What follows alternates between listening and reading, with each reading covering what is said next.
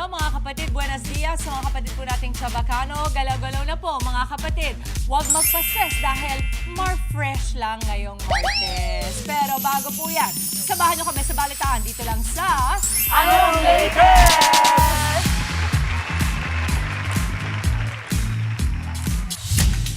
Simulan na po natin sa pinakamainit na balita ngayon. Mga kapatid, pinaiimbestigahan po ni Pangulong Bongbong Marcos ang nangyaring pamamaril sa isang paaralan sa Tacloban, Leyte.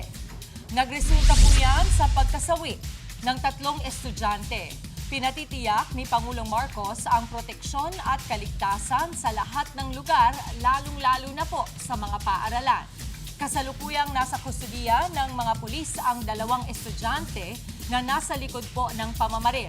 Napawang grade 9 at 10 students sa parehong paaralan. Pinaigting naman ng PNP ang police visibility sa mga eskwelahan. Iniimbestigahan daw ng mga pulis ang lahat ng posibleng motibo kabilang ang umano'y bullying. Bukod sa 3 nasawi sa pamamaril, 13 ang sugatan sa insidente. Una sa lahat, makiramay muna tayo Makiramay sa po. pamilya ng mga kaanak ng mga namatayan. Kami po ay nakikiramay sa inyo at yung mga nasugatan po. At kami po talaga ay nakikiramay dito sa malagim na trahedya na ito, Mama. Tacloban pala, no? Kaya very concerned din ang Pangulo kasi syempre hometown.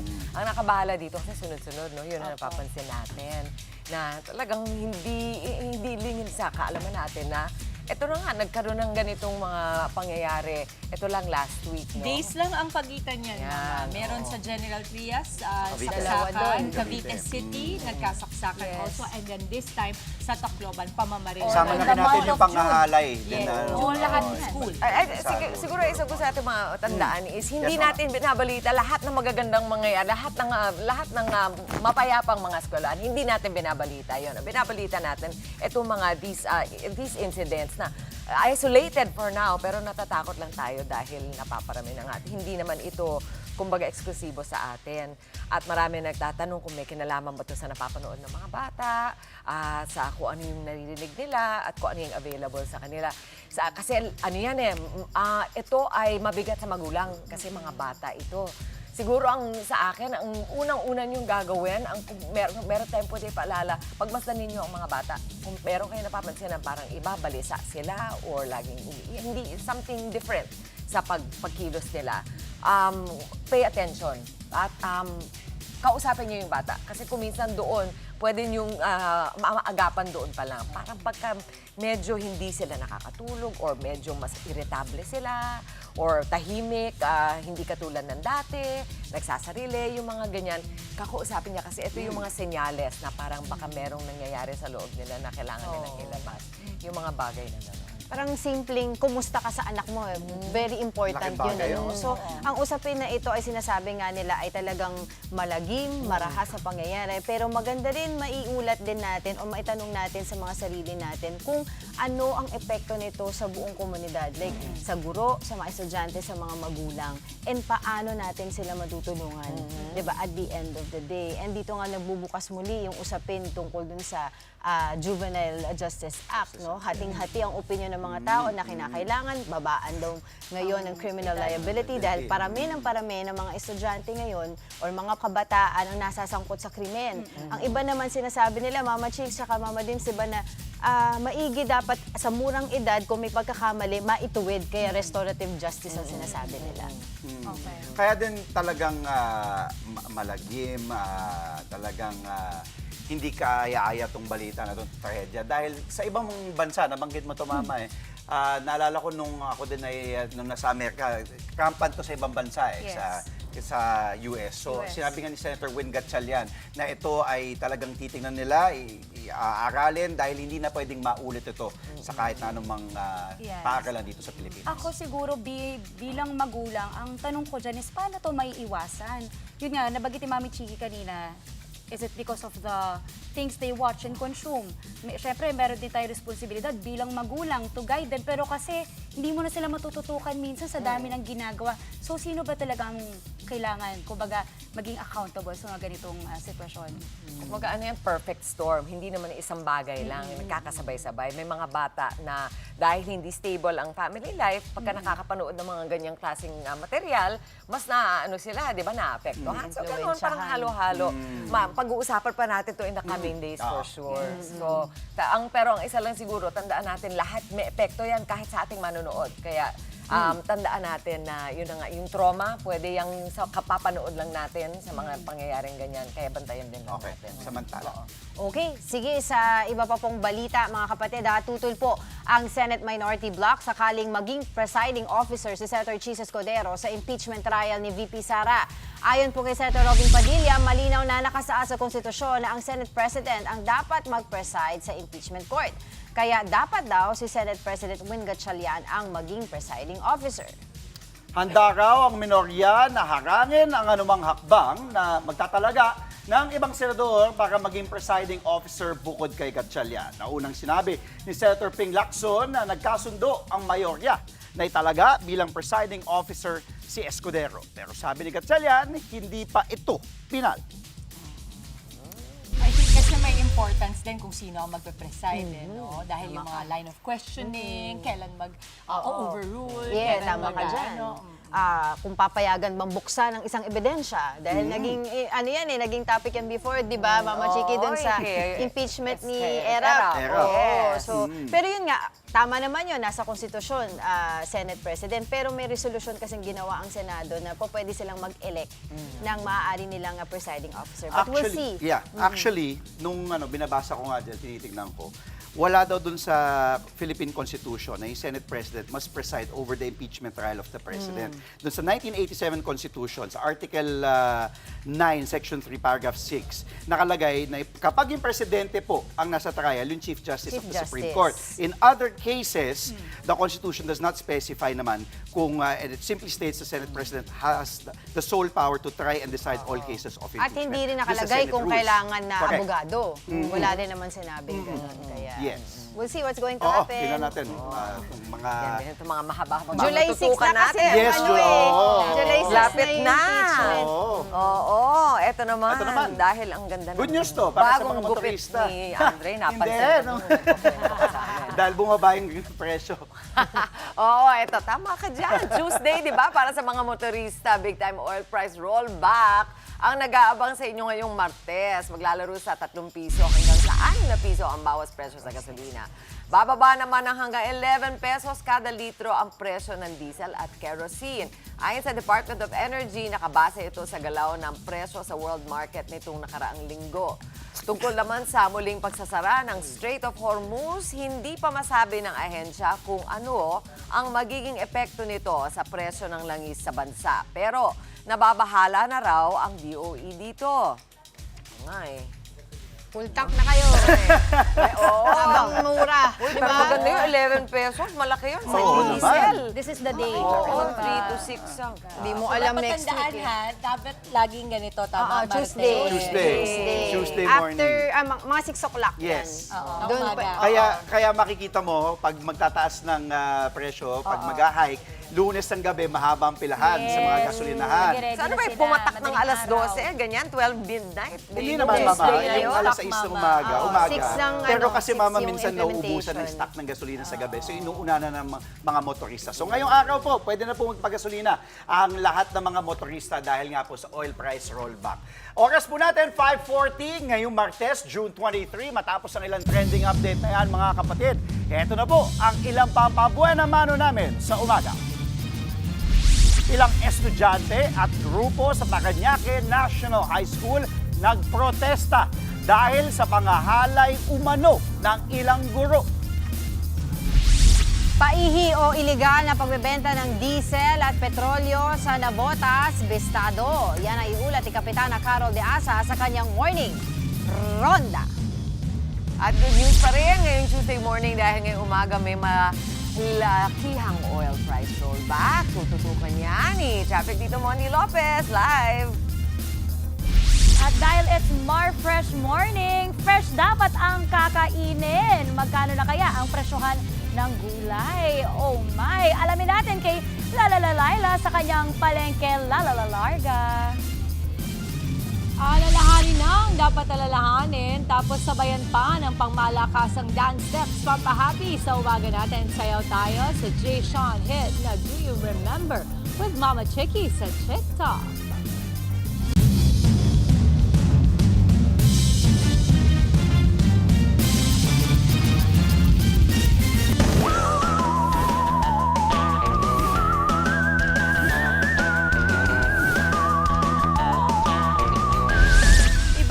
Pag-iingat po mga kapatid, itinaas na ng Pag-asa sa Super Typhoon category ang bagyong Francisco.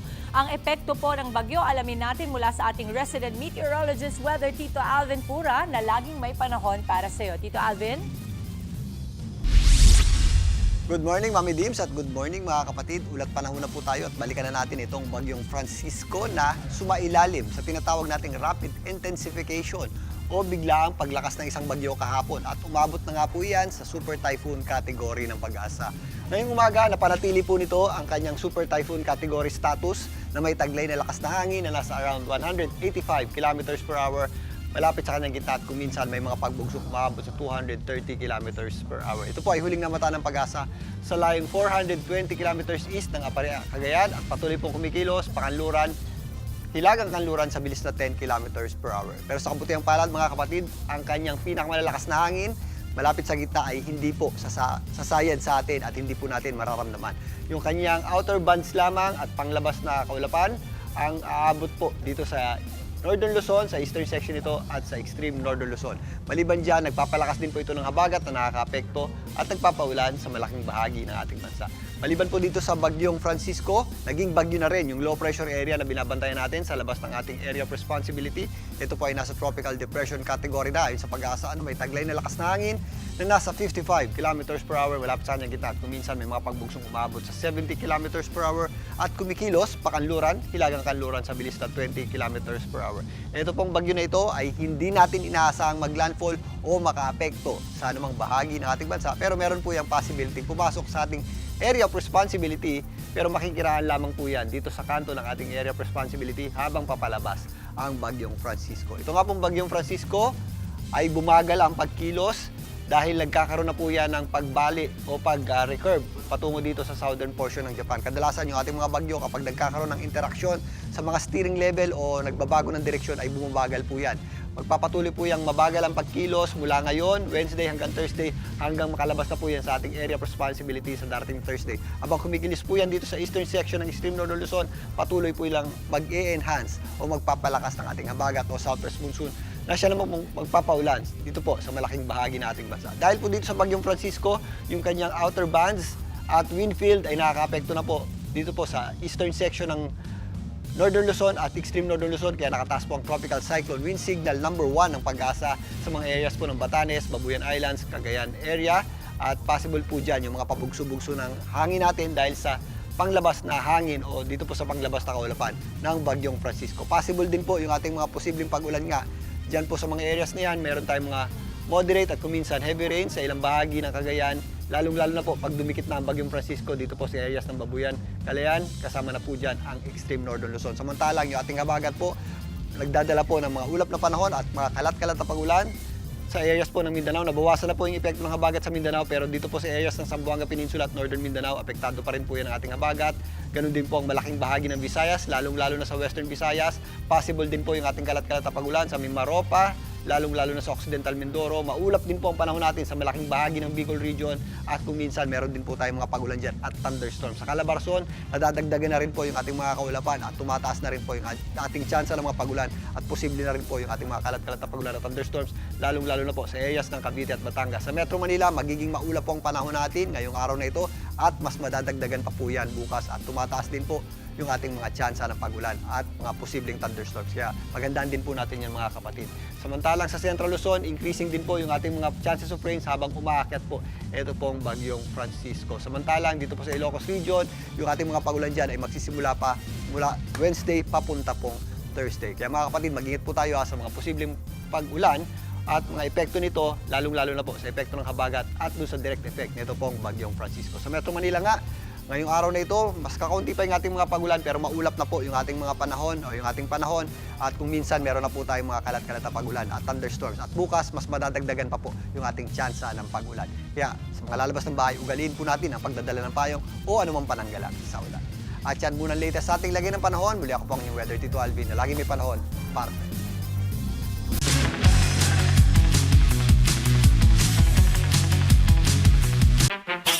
Ayan na, it's Tuesday. Kaway-kaway, sayaw-sayaw. Okay. Ayan, nagsabay na. Ayan, sabay-sabay tayo mga kapatid, ha? Ayan na, dumadaan na sa Commonwealth Avenue sa Quezon City. Nandiyan na si Tito Mondi, Mau. Yes, Mama, nandun na siya at meron siyang live update mula dyan. Tito Mondi, pahirapan na bang sumakay dyan ng ganito kaaga?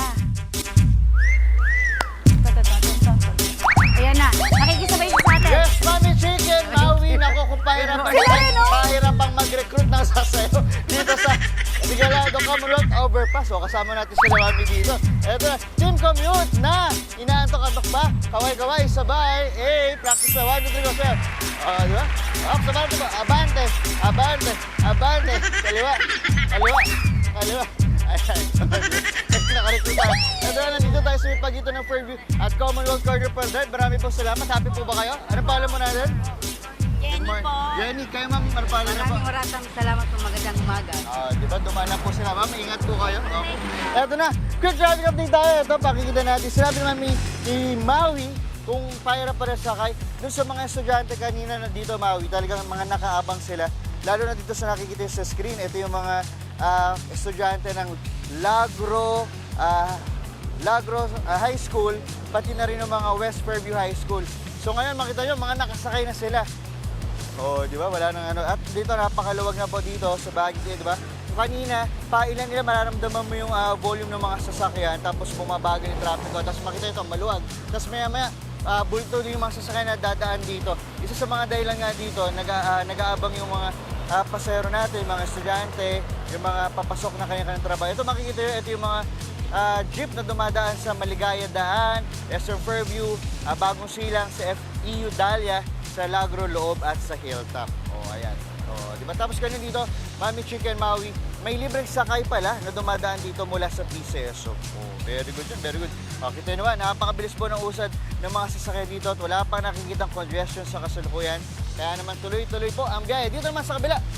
Kabila tayo. Kabila. Kabila. Kabila. Kabila. Ayan, kabila. Kabila. Ayan po. Ayan. Ayan, very good. Tapos yung asin, nakasama natin. Ito yung mga pa-QC. Kita nyo naman. Napakaluwag.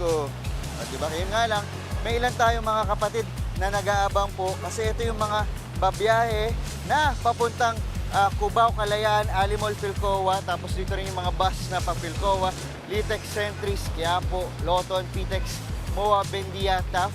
Ganun din sa mga FX. May ilang FX na mga Quiapo, Bendia, TAF. Diba? At dami motor dito. Ang luwag.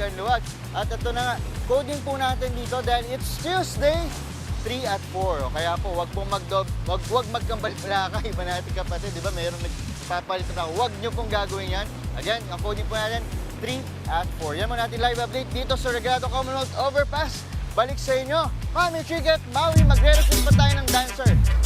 Balik sa inyo. Okay, recruit Mag-recruit ka pa support. dyan. Okay. Dapat yung kasing galing mo, Tito Mondi, ha, yung i-recruit mo. Hala. Ayan na. Okay. Pero magpapala kung meron kang binibigay na palibre, ha? Although Ayan na, maganda balita kayo. nahulog na yung cellphone. Tito Mondi, thank you! Bye, Tito Mondi. Ayan na, Balikan ka namin mamaya. Yes!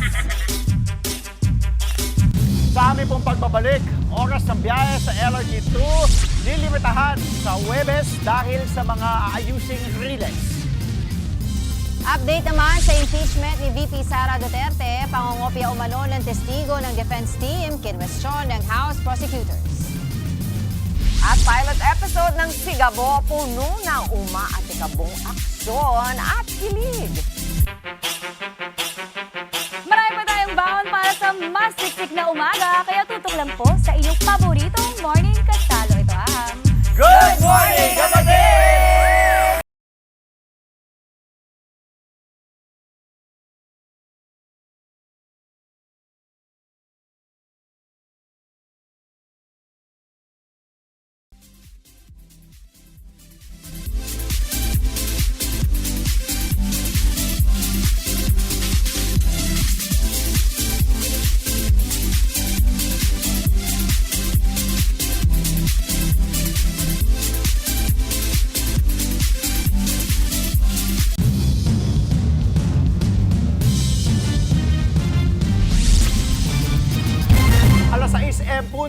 ngayong Martes, 23 ng Hunyo, nagbabalik po ang Good Morning Kapatid. Sa Frontline sa umaga, fake news. Ganyan inilarawan ni Lead House Prosecutor Jervil Luistro ang ulat na kinain umano siya ng buhay ng mga abogado ni VP Sara Duterte sa pre-trial conference. Sa pagpapatuloy naman ng pre-trial, kinwestiyon ng prosekusyon ang pangongopya umano ng testigo ng defense team. Nasa frontline ng balitang yan, si Marian Enriquez. I charge it to fake news. We should be careful in deciphering what is correct and what is false. Hindi po ako papayag na lamunin ng buhay ang laban ng sambayan ng Pilipino. Yan ang belta ni Lead House Prosecutor Jervil Luistro sa kumakalat online na kinain umano siya ng buhay ng isa sa mga abogado ni Vice President Sara Duterte noong unang araw ng pre-trial conference ng impeachment. Giit ni Luistro, inaasahan na niya ang mga ganitong klase ng social media operations. Maging si Senate Secretary Renato Bantog Jr. itinanggi ang kumakalat na chismis. Lawyers gathered together in a room, you can expect that, no? It will be unusual if there will be no exchanges between lawyers. So nothing unusual, nothing extraordinary. Sinubukan naman ng News 5 na kunan ng pahayag ang Lead Defense Counsel ni VP Sara pero wala pa siyang pahayag. Ngayong ikalawang araw ng pre-trial, napag-usapan ang pagkakasunod ng articles of impeachment at mga ipipresentang ebidensya. Ayon kay House Prosecution Spokesperson Congressman Zia Alonto Adyong, una nilang ilalatag ang aligasyon ng umano'y assassination plot o yung pagtatangka ni VP Sara sa buhay ni na Pangulong Bongbong Marcos, First Lady Liza Araneta Marcos at dating House Speaker Martin Romualdez. Yan ang video ng bise noong 2024. Sunod namang lalatagan ng ebidensya ng prosekusyon ang aligasyon ng umano'y maling paggastos ng confidential funds at umano'y panunuhol sa DepEd officials. At pinakahuli ay ang article ng umano'y di maipaliwanag na yaman at di pagdedeklara ni VP Sara ng mga ari-arian sa kanyang Statement of Assets, Liabilities and Net Worth o SALN. Samantala, ang bagong talagang legal spokesperson ng prosecution na si Attorney Benjamin Tolosa Jr. kinuwestiyon ang pagtalakay agad ng defense team tungkol sa 2/3 na botohan ng senator judges. It will not be proper for us to talk about it at this point. But what I can say, is that the intention of the prosecution is to make sure that we'll be able to establish a compelling case backed by overwhelming evidence. Isa pang kinuwestiyon ng bagong spokesperson ang pangungopya umano ng witnesses ng defense team. Aabot daw sa 51 ang common witnesses ng magkabilang panig. Pero ang defense hindi raw maintindihan ang issue ng prosekusyon sa common witnesses. Pero handa raw silang sumagot kung hihingan sila ng komento ng Senate Impeachment Court tungkol dito. Hindi ko kasi maintindihan adopt. Sabay naman kaming nag-submit ng pre-trial brief. So I don't see why it's being called mirroring or adopting. But again, if that's well within the prerogative of the prosecution to file their manifestation. If they do, and if we are asked to comment, we will comment. Sa usapin naman kung gaano tatagal ang impeachment trial ni VP Sara, nagkakasundo si Congresswoman Luistro at Attorney Powa na hindi sasapat ang 3 buwan para sa impeachment trial ni VP Sara. If I will consider the number of witnesses and exhibits of both parties, mukhang hindi kakayanin ng hanggang September lang. Talagang we're trying to speed things up. But again, hindi rin pwedeng madaliin. Siyempre, it's all part of due process. Hanggang June 25 ang nakatakdang araw para sa pre-trial conference. July 6 naman, inaasang mag-umpisang gumulong ang mismong paglilitis kay VP Sara kung saan Senado ang tatayong impeachment court. Nagbabalita mula sa Frontline, Marian Enriquez, News 5. Tututulan ng Senate Minority sakaling italaga bilang presiding officer si Senator Chis Escudero sa VP Sara impeachment trial. Ayon yan kay Senator Robin Padilla na taga-minorya. Sabi po ni Padilla, si Senate President Win Gatchalian ang dapat maging presiding officer alinsunod sa saligang batas. Kaya haharangin daw nila ang anumang hakbang na magtatalaga sa ibang senador para maging presiding officer. Samantala, nais patang nagkamayan sina Gatchalian at Padilla sa isang film viewing activity sa Senado. Umugong na pangungunahan ni Escudero ang impeachment trial dahil sa pagiging abogado niya at karanasan sa mga nagdaang paglilitis. Nauna nang sinabi ni Gatchalian na wala pang pinal na desisyon tungkol dito. Kung ipopose ng ilang mga taga-mayorya na si Senator Cheese ang mag-presiding officer, i-oppose po ba ninyo, sir? Or at least ng minority bloc? Kailangan namin i-oppose yun. Bilang kami ay minorya. Bilang kami, trabaho namin yun. Yung mga alam namin na, teka muna, parang wala yata sa konstitusyon yan. No?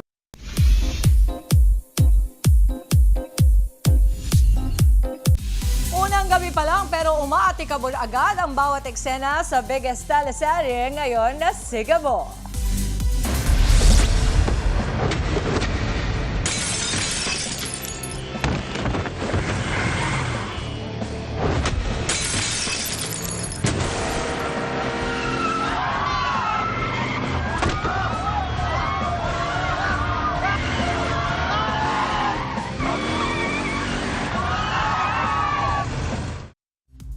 O, di ba? Sa bus na umaandar agad ang labanan. Na-hold up sila dyan, pero as a bida, pumalag dyan si Gabo, a.k.a. Coco Martin. Hinabol din sila ng pulis na si Samantha, played by real-life partner ni Coco na si Julia Montes. Nabaril pa si Gabo, nag-CPR tuloy si Samantha sa kanya. Pero surprise, sigtas naman si Gabo dahil sa kanyang lucky charm sa dibdib. Subaybayan sila sa Sigabo 8 p.m. pagkatapos ng Frontline Pilipinas sa TV5. Ang ganda mo ah. Jaya! Ano pangalan mo? Eh baka rin eh, no? Pagod tinanong pa pangalan ko. Sam!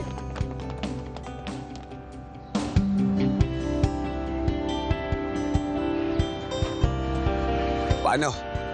Alis na ako. Kayo nang bala sa mga hold-upan na yan. Abangan po mamaya babaeng nagpakiband sa salon pero ayaw magbayad, arestado. Sa pool sa CCTV, lalaki nagdasal muna bago magnakaw ng cellphone sa isang simbahan. At sa Larga, aalamin natin ang presyo ng gulay sa Pasay Market kasama si Laila. Kaya huwag po kayong aalis, magbabalik pa ang inyong paboritong morning kasalo. Ito ang Good Morning, Kapatid!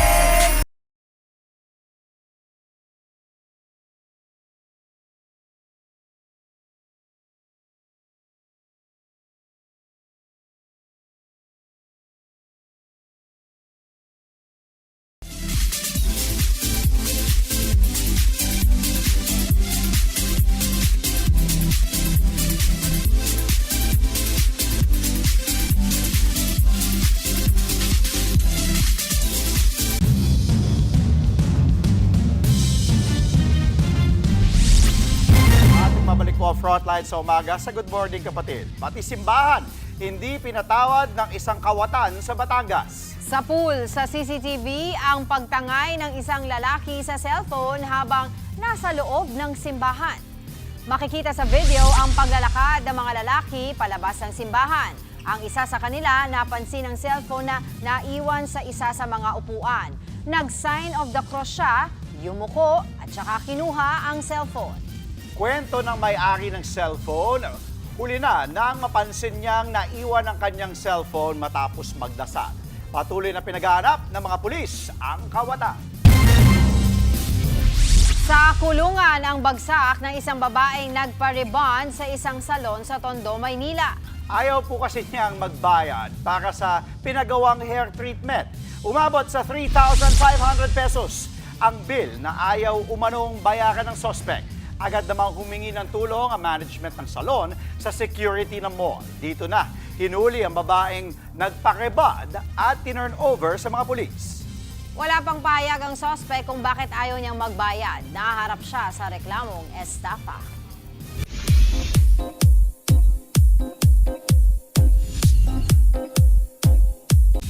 Baby Soto is coming. Inanunsyo ng basketball player na si Kai Soto ang pagbubuntis ng kanyang asawang si Riri Madrid. Flinex si Kai ang baby bump ng kanyang misis. Meron ding ultrasound ng kanilang first baby. Full support naman po ang mga taong nakapaligid sa kanila. Noong isang buwan lang kinasal sina Kai at Riri.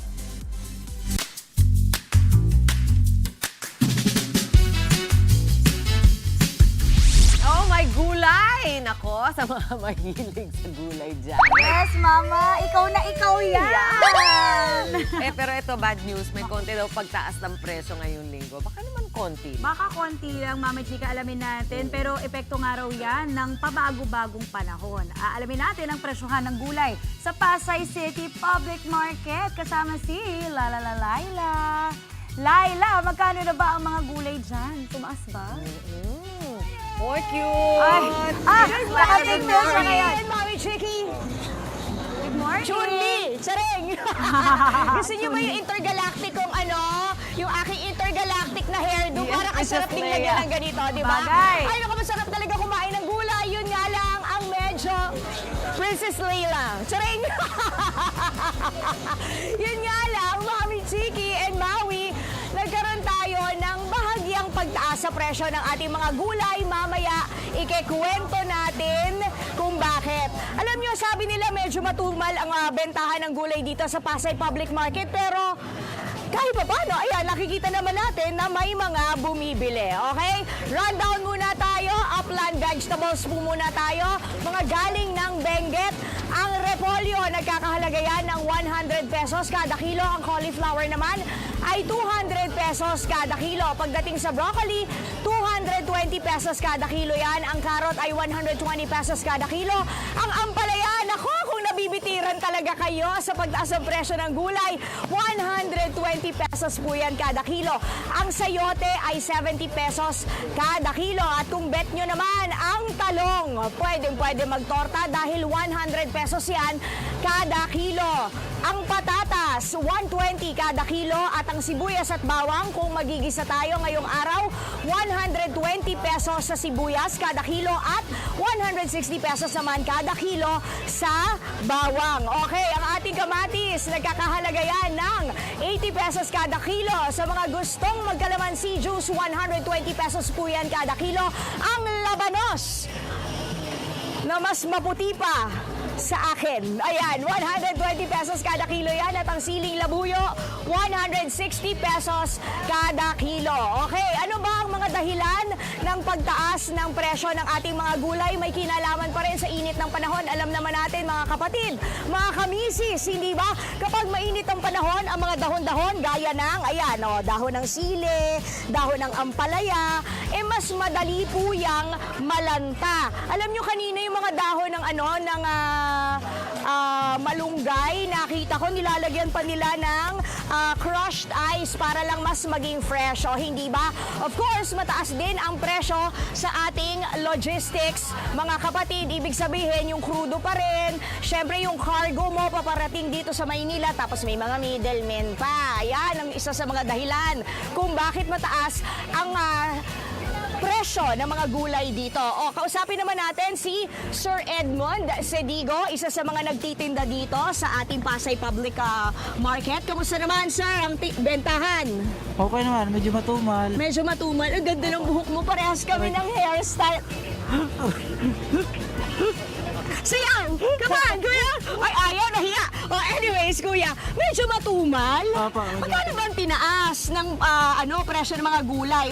Ano yung bracket? 10 piso, 5 piso, magkano? Yung iba mga 20, yung iba 20 yung tumaas 10. Okay. So malaki talaga yung...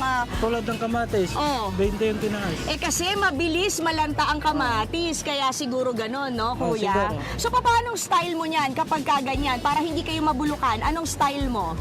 Binta mo na lang mura. Ha? Binta mo na lang mura. Ibibenta mo ng mura, bagsak presyo. Bagsak presyo. Pero hindi ka naman lugi nun, ha? Hindi naman. Okay, tapos, pinag-ano ba, kunyari, pakbet meal, ganyan. Pinagsasama-sama mo na. Pinagsasama. Ayun, o kaya sinigang, ganon. Sinigang. Di ba? Parang hindi.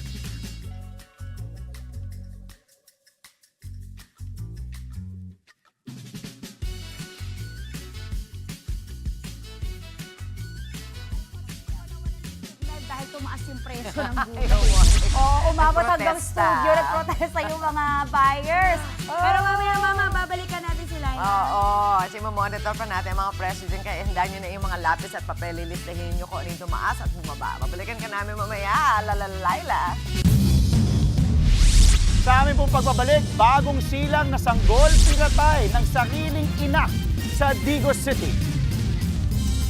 Radio broadcaster sa Capiz nakaligtas matapos pagbabarilin habang papasok ng trabaho. At Korean Oppa Ji Chang-wook natutong magtagalog sa reality cooking show na Kumusta? Yan at iba pang mga balita ihahatid po sa atin ni Chad Balon at DJ Chacha. Tuloy-tuloy lang po pagtutok mga kapatid. Magbabalik pa po ang inyong paboritong morning kasalo. Ito ang Good Morning, Kapatids!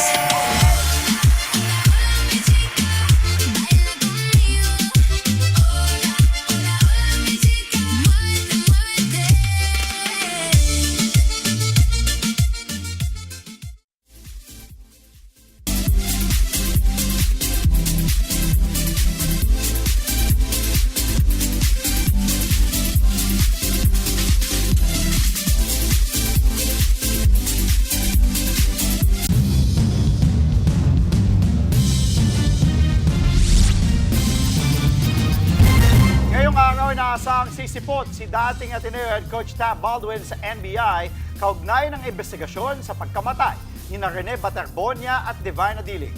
Yan ay matapos 3 beses na hindi humarap si Baldwin sa investigasyon sa kanya ng mga otoridad.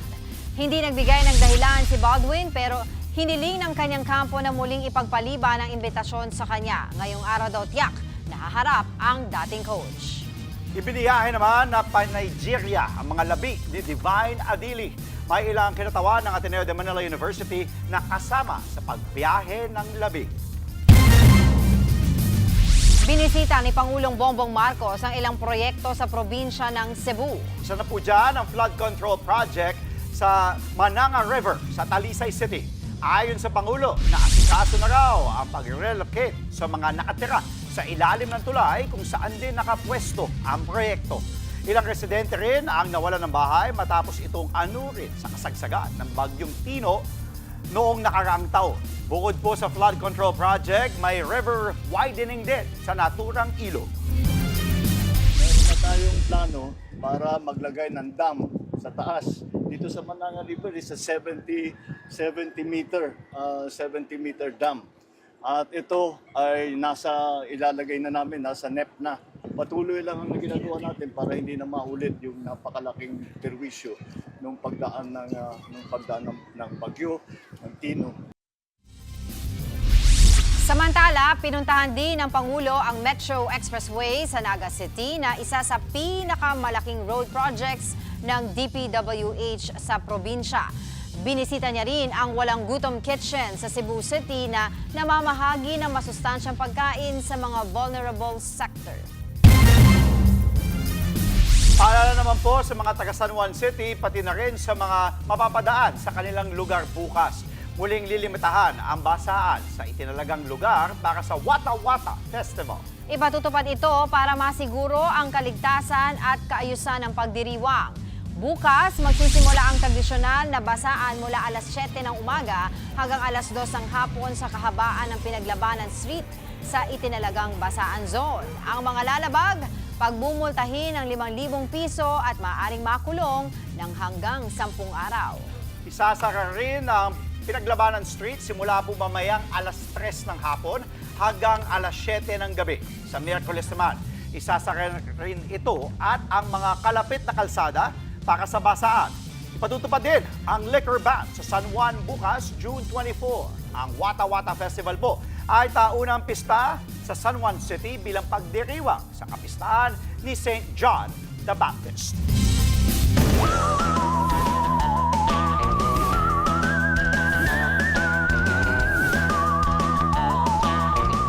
Huwag pong kalimutang magdala ng payong mga kapatid. Malakas sa buhos ng ulan ang asahan sa ilang bahagi ng bansa. Dulot pa rin po yan ng Bagyong Francisco.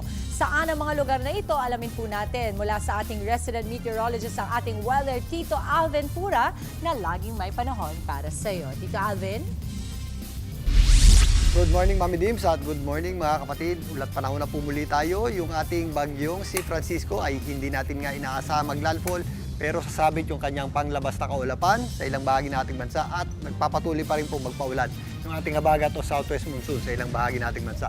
Dahil po dyan, nakataas po yung heavy rainfall warning advisory ng Pag-asa. Possible po yung 50 to up to 100 millimeters o yung katamtaman hanggang sa kung minsan malalakas na pag-ulan dito po sa mga areas ng Batanes, Cagayan, dahil po yan sa outer bands nitong bagyong Francisco. Samantalang possible naman po yung ating mga katamtaman at kung minsan malalakas na pag-ulan dito po sa Occidental Mindoro, Antique at Palawan. Dulot naman ang epekto ng ating habagat o southwest monsoon. Again, magpapatuloy po yan hanggang bukas at sa darating na Thursday. Para naman po bukas, yung ating mga pag-ulan ay possible po dito sa areas ng Batanes, Occidental Mindoro, Palawan. Ito po ay moderate o at times heavy rains dahil pa rin po sa epekto ng ating habagat o southwest monsoon. Sa ngayon, nabawasan naman yung epekto ng ating habagat sa Mindanao, pero meron pa rin tayong mga posibleng kalat-kalat na pag-ulan dito po sa Zamboanga Peninsula at hilagang bahagi ng Mindanao. Ang buong Visayas din po at Palawan, apektado pa rin ang habagat. Meron din tayong mga posibleng kalat-kalat na pag-ulan dyan, lalong-lalo na sa Western Visayas, ang areas po ng Antique at Palawan. Ang natitirang bahagi po ng Mimaropa, Bicol Region, ang ilang bahagi ng Calabarzon, increasing na rin po yung ating mga kaulapan dyan, lalong-lalo na ang Cavite at Batangas. Dahil pa rin po sa epekto ng habagat o southwest monsoon, ganun din po ang panahon natin dito sa Metro Manila, mas maulap ang panahon natin at posible rin po yung mga kalat-kalat na pag-ulan at mga thunderstorms. At habang kumikilos pa itaas, ito po ang bagyong Francisco, madadagdagan na rin po yung ating mga pag-ulan dito sa Central Luzon, particularly ang western section ito. Itong ang bagyong Francisco ay kasalukuyang nasa super typhoon category pa din ng Pag-asa na may taglay na lakas na hangin na umaabot sa 185 kilometers per hour malapit sa kanyang gitna at kung minsan may mga pagbugsong umaabot sa 230 kilometers per hour at patuloy na kumikilos sa bilis na 10 kilometers per hour pakanluran, hilagang kanluran at huli pong namata ng Pag-asa sa laing 420 kilometers east ng Apari, Cagayan. At ito po ay mabagal na kumikilos at dumadaplis po dito sa eastern section ng Extreme Northern Luzon at dito po sa eastern section ng Cagayan. Yan po ay mabagal na kikilos, papalabas ng ating area of responsibility at posibleng sa darating pa na Thursday, yan po ay makalabas ng ating area of responsibility. Sa ngayon, mag-ready at mag-ingat pa rin po tayo sa mga posibleng pag-ulan at malalakas na bugso ng hangin na maaaring idulot ng bagyong Francisco at ng ating habagat o southwest monsoon. Muli, yan po ang ating lagay ng panahon. Ngayong Martes, muli ako po ang inyong weather Tito Alvin na lagi may panahon para sa inyo. Thank you, Tito Alvin. Thank you. Alam mo ba, malaking tulong talaga yung mga reports ni Tito Alvin everyday. Kahit ako mismo, nagme-message ako sa kanya hiwalay, Tito Alvin, hindi ko na-catch masyado. Kailan ba ganito? Pagdating ba ng Sabado, kauulan? Kasi napaka-importante na itong mga bagay na ito, mapaghandaan natin. Kasi kasama ng tag-ulan ay bunsod din ng mga sakit ng mga bata. No? At saka paalala din na wala pang nananagot. Or kung may nanagot man, ay kulang pa. Palagay ko yun ang paalala. Wala pang nananagot. Oo. Pero isa rin sa usapin ngayon, of course, yung kanina pinag-uusapan din natin tungkol dun sa mga shooting incident, diba? Sa mga kabataan ngayon. So, nagiging usapin ulit yung Juvenile Justice Act. Yes. No? So, ngayon, a lot of people are divided dun sa posisyon na yan because merong iba nagsasabi na dapat babaan pa yung age ng criminal liability. Kasi ngayon, sa kasalukuyan, pag 15 years old ang nag-commit ng karahasan, ng krimen, dadalhin lang siya sa mga DSWD, youth formation program. Pero pag 15 pa taas bago mag-18, maaari itong panagutin, pwede siyang makulong, pero kailangan muna mapatunayan na may discernment. Ibig sabihin, kung alam ba ng gumawa ng krimen na yon na siya ay gumawa ng tama o Kung mali. deliberate ba Yes. ng paggawa niya. I think napaka-importante din ipunto natin yung proper implementation. No? Yes. Kasi may mga batas na maaaring ito ang pagkakasulat, pero ang implementation ay baka Naiiba. or naliligaw, depende sa interpretasyon. Tama yun. I agree with that. Kasi yun din ang isang nilalaban ngayon na usapin na yan. Maganda yung batas. 'Di ba? Wag mo nang pakialaman yung batas. Ang problema dito kasi implementasyon. May mga agencies of the government na hindi alam ipatupad. So dapat yung Hindi pagtuunan alam ng at pansin. walang kakayahan. Kasi nga, the onus is on DSWD para dun sa mga bata. Saan mo sila ilalagay? Ilang halfway house bang meron? Ano talaga ang gagawin mo? And yun din, alam na rin ng mga bata na in the end, taas kamay nga parang walang magawa. Ang interesting din dahil ang pinaka nag-shepherd dito, ang principal author nito si Senator Kiko Pangilinan is back in the Senate. So, di ba? This is something, it might be timely.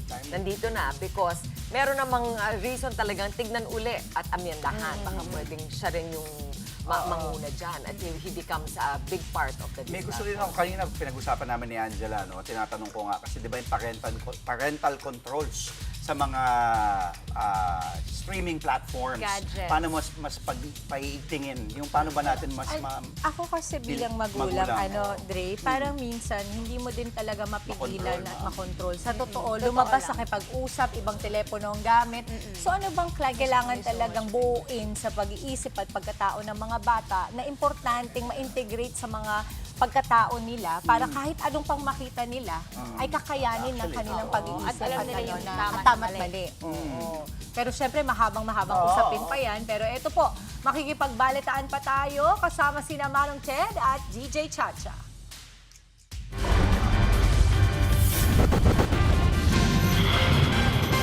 Biktima. Agad pong napasugod ang mga magulang at pulis sa eskwelahan. Sa huling datos nga po ng DepEd Tacloban, 3 ang kumpirmadong patay sa pamamaril habang 13 ang sugatan. Agad naman pong naaresto ang 2 grade 9 at grade 10 student na suspect nga po sa naturang pamamaril. At ayon sa PNP, magkaibigan ng 2 suspect at lumalabas na pinlano ng 2 ang pamamaril. Bullying ang isa sa mga sinasabing motibo sa insidente.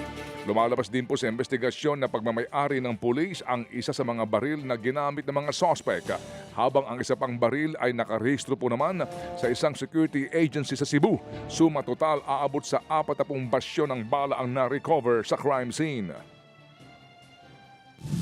They did that weekend. Pinost nila, nag-selfie sila na nakahamot na po sila. This could be connected to a bullying incident. Ay may nakita po tayong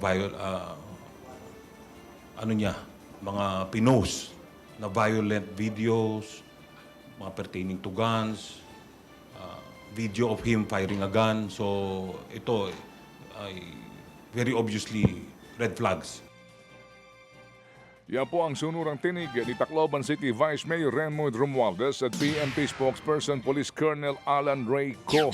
Mamaya po abangan natin ang ating diskusyon tungkol po dito sa mga binabanggit ni Colonel na mga red flags.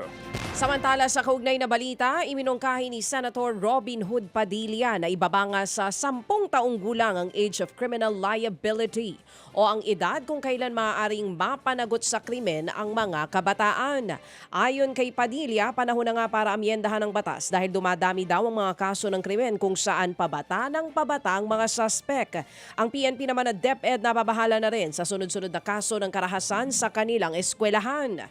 Bukod sa pamamaril sa Tacloban, may naitalaring mga kaso ng pananaksak sa 2 namang eskwelahan sa Cavite kamakailan lamang. Dahil po dito nakikipag-ugnayan ng mga pulis sa DepEd para masigpitan ang seguridad sa mga eskwelahan. Sa ibang mga tampok na balita po naman, hindi raw po apektado si Vice President Sara Duterte sa mga aligasyong ipinupukol sa kanya sa gitna ng napipintong impeachment trial sa Senado. Tinawag na systematic attack ng Vice Presidente ang mga usaping kanyang kinakaharap ngayon. Pero sa kabila niyan, marami pa rin daw siyang nagawang trabaho sa kanyang opisina. Naging mas mapaghamon man ang pagpapatakbo ng ating mga programa dahil sa mga walang basihang batikos at sistematikong atake laban sa atin. Nanatili tayong matatag. Yan po ang tinig ni Vice President Sara Duterte. Samantala po naman nakatakdahong ituloy ngayong araw ang pre-trial conference ng Depensa at Prosecution. Hindi natapos ang pagmamarka ng mga ebidensya kahapon dahil nga sa libo-libo ang mga pahina ng naturang ebidensya na magkabilang kampo. Sa kabila niyan, kumpiyansa po ang impeachment court na matatapos ito sa itinakdang deadline sa June 25. Kinwestiyon po naman ng prosecution ang tila pangongopya umano ng testigo ng kampo ni VP Sara. 51 raw kasi ang common witnesses na magkabilang kampo pero itinanggi ito ng kampo ng bise at handa raw silang sumagot kung hihingian ng komento ng impeachment court. Samantala, tapos na po ang ginawang preliminary investigation ng Department of Justice o DOJ sa reklamong libel at cyber libel na isinampa laban kina Attorney Levy Baligod at 18 nagpakilalang bagman ni Zaldico. Nagugat ang reklamo sa mga alegasyon ng Maleta Boys na nag-deliver sila ng pera sa ilang mga personalidad. Kasama po sa mga naghain ng reklamo sina mamamayang Liberal Congresswoman Leila De Lima, dating Senador Antonio Trillanes, Bucor Chief Gregorio Katapang at marami pang iba. Nagsumite na ng tugon ang kampo ni Baligod sa reklamo habang nakatakda namang desisyonan ng DOJ kung tuluyan ang isasampa ang reklamo sa korte. At salgay po naman ang panahon, isa pong ganap ng super typhoon ang bagyong Francisco. At ayon sa Pag-asa, napanatili po ng super typhoon ang lakas nito habang mabagal na binabaybay ang karagatan sa silangang bahagi po ng Northern Luzon. Huli itong namataan sa layong 410 kilometers silangan po ng Apari, Cagayan. Taglay nito ang lakas ng hangin na aabot sa 185 kilometers per hour at pagbugso na hanggang 230 kilometers per hour malapit sa gitna. At ayon po sa forecast ng Pag-asa, hindi tatama sa kalupaan ang naturang super typhoon at inaasahan ding lalabas sa PAR sa Biyernes. Gayunman, nakataas pa rin po ang signal number 1 sa Batanes, northeastern portion po ng Cagayan at eastern portion ng Babuyan Islands. Mga kapatid, it's now 6:36 in the morning. Tanong, Pilipinas, may reseta ka ba? Dalhin po ang inyong mga reseta sa Mercury Drug at piliin ang world-class Rhea Generics na gawa po ng ating world-class pharma experts. Katulad po ng Pfizer, Viatris, Sanofi, GSK, Otsuka, Merck, Fresenius Kabi, AstraZeneca, OEP Philippines, Lundbeck, Boehringer Ingelheim at Bayer. Mga kapatid, para nga po sa gamot sa high blood, wala nang iba. World class. Gamot sa high sugar, world class. Gamot sa high cholesterol, world class. Para sa world-class medicines, kapag may reseta ang doktor. Piliin po lamang ang world class. Piliin ang Rhea Generics. Rhea Generics. Tunay na world-class ang kalidad sa abot kayang halaga. If symptoms persist, consult your doctor. Muli po, good morning sa mga manggagawang nagmimistulang mandirigma sa Metro Manila.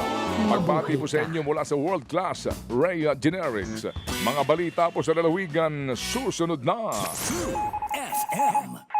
True FM 6:39 ang ating pong oras ngayon. Good morning mga ka-brum-brum! Hello! Dapat lagi tayong kondisyon ha. Meron tayong food supplement for men nang hindi ka sinasabihan ng bigo ka na naman ba. Isang dali lang ha. Ito ang para sa'yo. Bagsik to! Bravo Food Supplement for Men. Di ba nga masarap ang buhay kaya laging ito todo ang arangkada na walang palya. Bravo Food Supplement for Men. Ang bagsik mo. Vroom, vroom. Mapapa. Bravo! Katalaga! Yun o, mga kabravo. Good morning sa inyong lahat ha.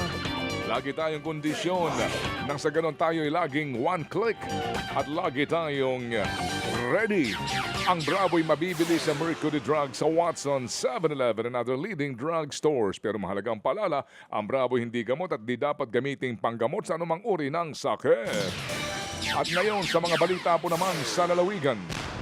Nakaligtas po naman sa pananambang ang isang radio broadcaster doon sa Rojas City sa Capiz. Sa kuha nga po ng CCTV, kita ang aktual na pamamaril sa sasakyan ng biktima na si Jay Lafabies o kilala po sa radyo bilang Papang Jay. At ayon sa police report, papasok sana sa kanyang trabaho nang siya ay paputukan ng mga gunman. Hindi naman po tinamaan si Lafabies. Itinabi na lamang daw ng biktima ang kanyang sasakyan para isipin ng mga suspect na tinamaan siya at umalis ang mga ito. Agad din pong tumakas ang mga suspect sakay ng motorsiklo. At ayon sa mga pulis, posibleng may kinalaman sa kanyang trabaho ang naturang pananambang lalo pat madalas itong magbigay ng komentaryo tungkol sa politika. Patay ang isang magbubukid matapos mo namang pugutan ang ulo ng kanyang kaalitan doon sa Gudod, Zamboanga del Norte. Sa paunang investigasyon, nagkaroon po ng mainitang konfrontasyon ng biktima at ang naturang suspect dahil sa umano'y matagal ng alitan sa lupa. Doon po hinampas ng biktima ang suspect ng bakal. Gumantiho ng pananaga ang suspect gamit ang bolo hanggang sa pugutan nga ang biktima. Hawak na ng mga pulis ang suspect at sasampahan ng kaukulang reklamo. Patay din ang 10 taong gulang na lalaki sa pagsabog sa Arakan, Cotabato. Sugatan naman po ang 2 pang biktima na 17 at 8 taong gulang. Sa inisyal na investigasyon, lumalangoy lang ang biktima sa isang ilog ng mangyari pong pagsabog. Inaalam pa kung anong uri ng pampasabog, ang ugat ng insidente at kung saan ito nanggaling. Tumutulong na ang Philippine Army sa investigasyon. Sa mga balitang pang-consumer at kalakalan po naman, abay, meron po daw sinasabing big-time rollback sa petrolyo ngayong umaga. Sa anunsyo po ng mga oil companies, 9 pesos and 4 centavos po ang maaaring ibawas po sa diesel at halos 4 pesos naman ang ibabawas sa gasolina. Meron din po rollback daw na halos 10 hanggang 12 pesos sa kerosene. At ayon pa rin po sa DOE, ito'y ayon sa galawan po ng presyo sa world market. Pero nangangamba po rin po ang ahensya na baka sumipa ito ulit. At dahil yan sa report na muling sinarhan ng Strait of Hormuz kung saan po dumadaan nga ang mga inihahatid na petrolyo. Bumalik naman sa mahigit 61 pesos kada US dollar ang palitan ng piso kontra dolyar matapos po itong humina sa ika-4 na sunod na trading day. Nagsara po ang piso sa 61 pesos at 12 centavos kada dolyar nitong Lunes mula po sa 60 pesos at 77 centavos noong nakaraang linggo. Ayon sa mga ekonomista, lumakas ang dolyar matapos magpahiwatig ang US Federal Reserve na maaaring panatilihing mataas ang interest rates sa mga susunod na buwan. Kasabay po niyan, bumagsak din ang Philippine Stock Exchange Index ng mahigit 100 puntos dahil sa pangamba ng mga mamumuhunan sa paglabas ng kapital at paghina ng piso. Sa kabila naman yan, itinaas po kamakailan ng Bangko Sentral ng Pilipinas ang key interest rates bilang bahagi ng mga hakbang upang mapanatili ang katatagan ng ekonomiya at presyo ng mga bilihin. Humihingi po naman ang pamahalaan ng hanggang $1.5 billion na pondo mula sa Asian Development Bank para suportahan umano ang mga programang tutugon sa epekto ng krisis sa gitnang silangan. Ayon kay Finance Secretary Frederick Go, gagamitin daw ang pondo para po sa Uplift o Unified Package for Livelihood, Industry, Food and Transport Framework ng Administrasyong Marcos. Layunin po ng naturang programa na mabawasan daw ang epekto ng tumataas na presyo ng langis at ilang pang economic shock sa mga Pilipino, lalo na sa mga vulnerable sector. Nauna pong sinabi ng Budget Department na mangangailangan ng hindi bababa sa 155 billion pesos ang mga programa sa ilalim po ng Uplift. Kabilang po ang Pilipinas sa 15 bansa sa rehiyon na humihingi ng tulong pinansyal mula sa ADB kaugnay po ng epekto ng sigalot sa gitnang silangan. Inatasan naman ng Pangulong Ferdinand Marcos Jr. ang mga ahensya ng gobyerno na magbigay po ng mga insentibo upang makahikayat ng mas maraming semiconductor at maging artificial intelligence o AI investment sa ating bansa. Ayon kay Executive Secretary Ralph Recto, mataas na prioridad ng administrasyon ang pagpasok ng mga kumpanyang ito dahil sa posibilidad ng mas maraming trabaho, teknolohiya at maging paglago ng ating ekonomiya. Layunin din ng pamahalaan na gawing semiconductor at AI hub ng Asia ang Pilipinas sa pamamagitan ng Luzon Economic Corridor at iba pang investment initiatives. Kasabay nito, target naman ng semiconductor at electronics industry na mapataas po sa 110 billion US dollars ang electronics exports ng ating bansa pagsapit ng taong 2030. Mahigit 50 kumpanya na rin daw ang nagpahayag ng interes na mamuhunan sa Pac Silica sa New Clark City na inaasahang magiging kauna-unahang AI-focused industrial hub sa Pilipinas. Maglulunsad po naman ng initial public offering ang data center unit ng PLDT na Vitro Incorporated sa Philippine Stock Exchange upang makalikom ng hanggang 24.2 billion pesos. Ito'y bahagi po ng balaki ng PLDT na ibenta ang halos kalahati ng pagmamayari nito sa kumpanya habang nanatiling may malaking bahagi pa rin po sa negosyo. Aalok po ang Vitro ng higit sa 1.9 billion shares at magiging kauna-unahang digital infrastructure REIT na maililista po sa bansa. Pinubuo po ang paunang portfolio nito ng 8 data centers at itinuturing itong pinakamalaking data center operator sa Pilipinas sa kasalukuyan. Ayon sa kumpanya, magbibigay po ang listing ng pagkakataon sa mga mamumuhunan na makilahok sa lumalawak na digital economy habang makakatulong din ito sa PLDT na makalikom ng karagdagang pondo. Sir Johnny Nang ng DN Steel, good morning, Senyor. Maganda umaga po. Sa mga kawani po ng DN Group of Companies, good morning. Sa mga nasa construction business, hello. Yan po ang isa sa mga haligi ng ating ekonomiya. Pero tandaan natin na dapat doon tayo lagi sa standard, hindi substandard. Nang sa ganon, masiguro po na ang ating pong project ay dekalidad. Kapag pinag-uusapan natin ang light steel frames, dito ka na sa JEA Max, setting the standard in light steel frames. Certified yan ng Bureau of Philippine Standards, kaya nga siya may PS mark. Maasahan ang kanyang quality, and safety. Para po sa pinagkakabitan ng ating mga kisame dinding Jaya Max Light Steel Frames, protektado ka, walang kakaba-kaba at duda. Jaya Max Light Steel Frames, itanong po sa mga nakakaalam, ang mga counter clerk sa inyong mga suking hardware at dipo. Sabihin kaagad, ang hinahanap ko, ang gusto ko, yung may PS mark, yung Jaya Max Light Steel Frames.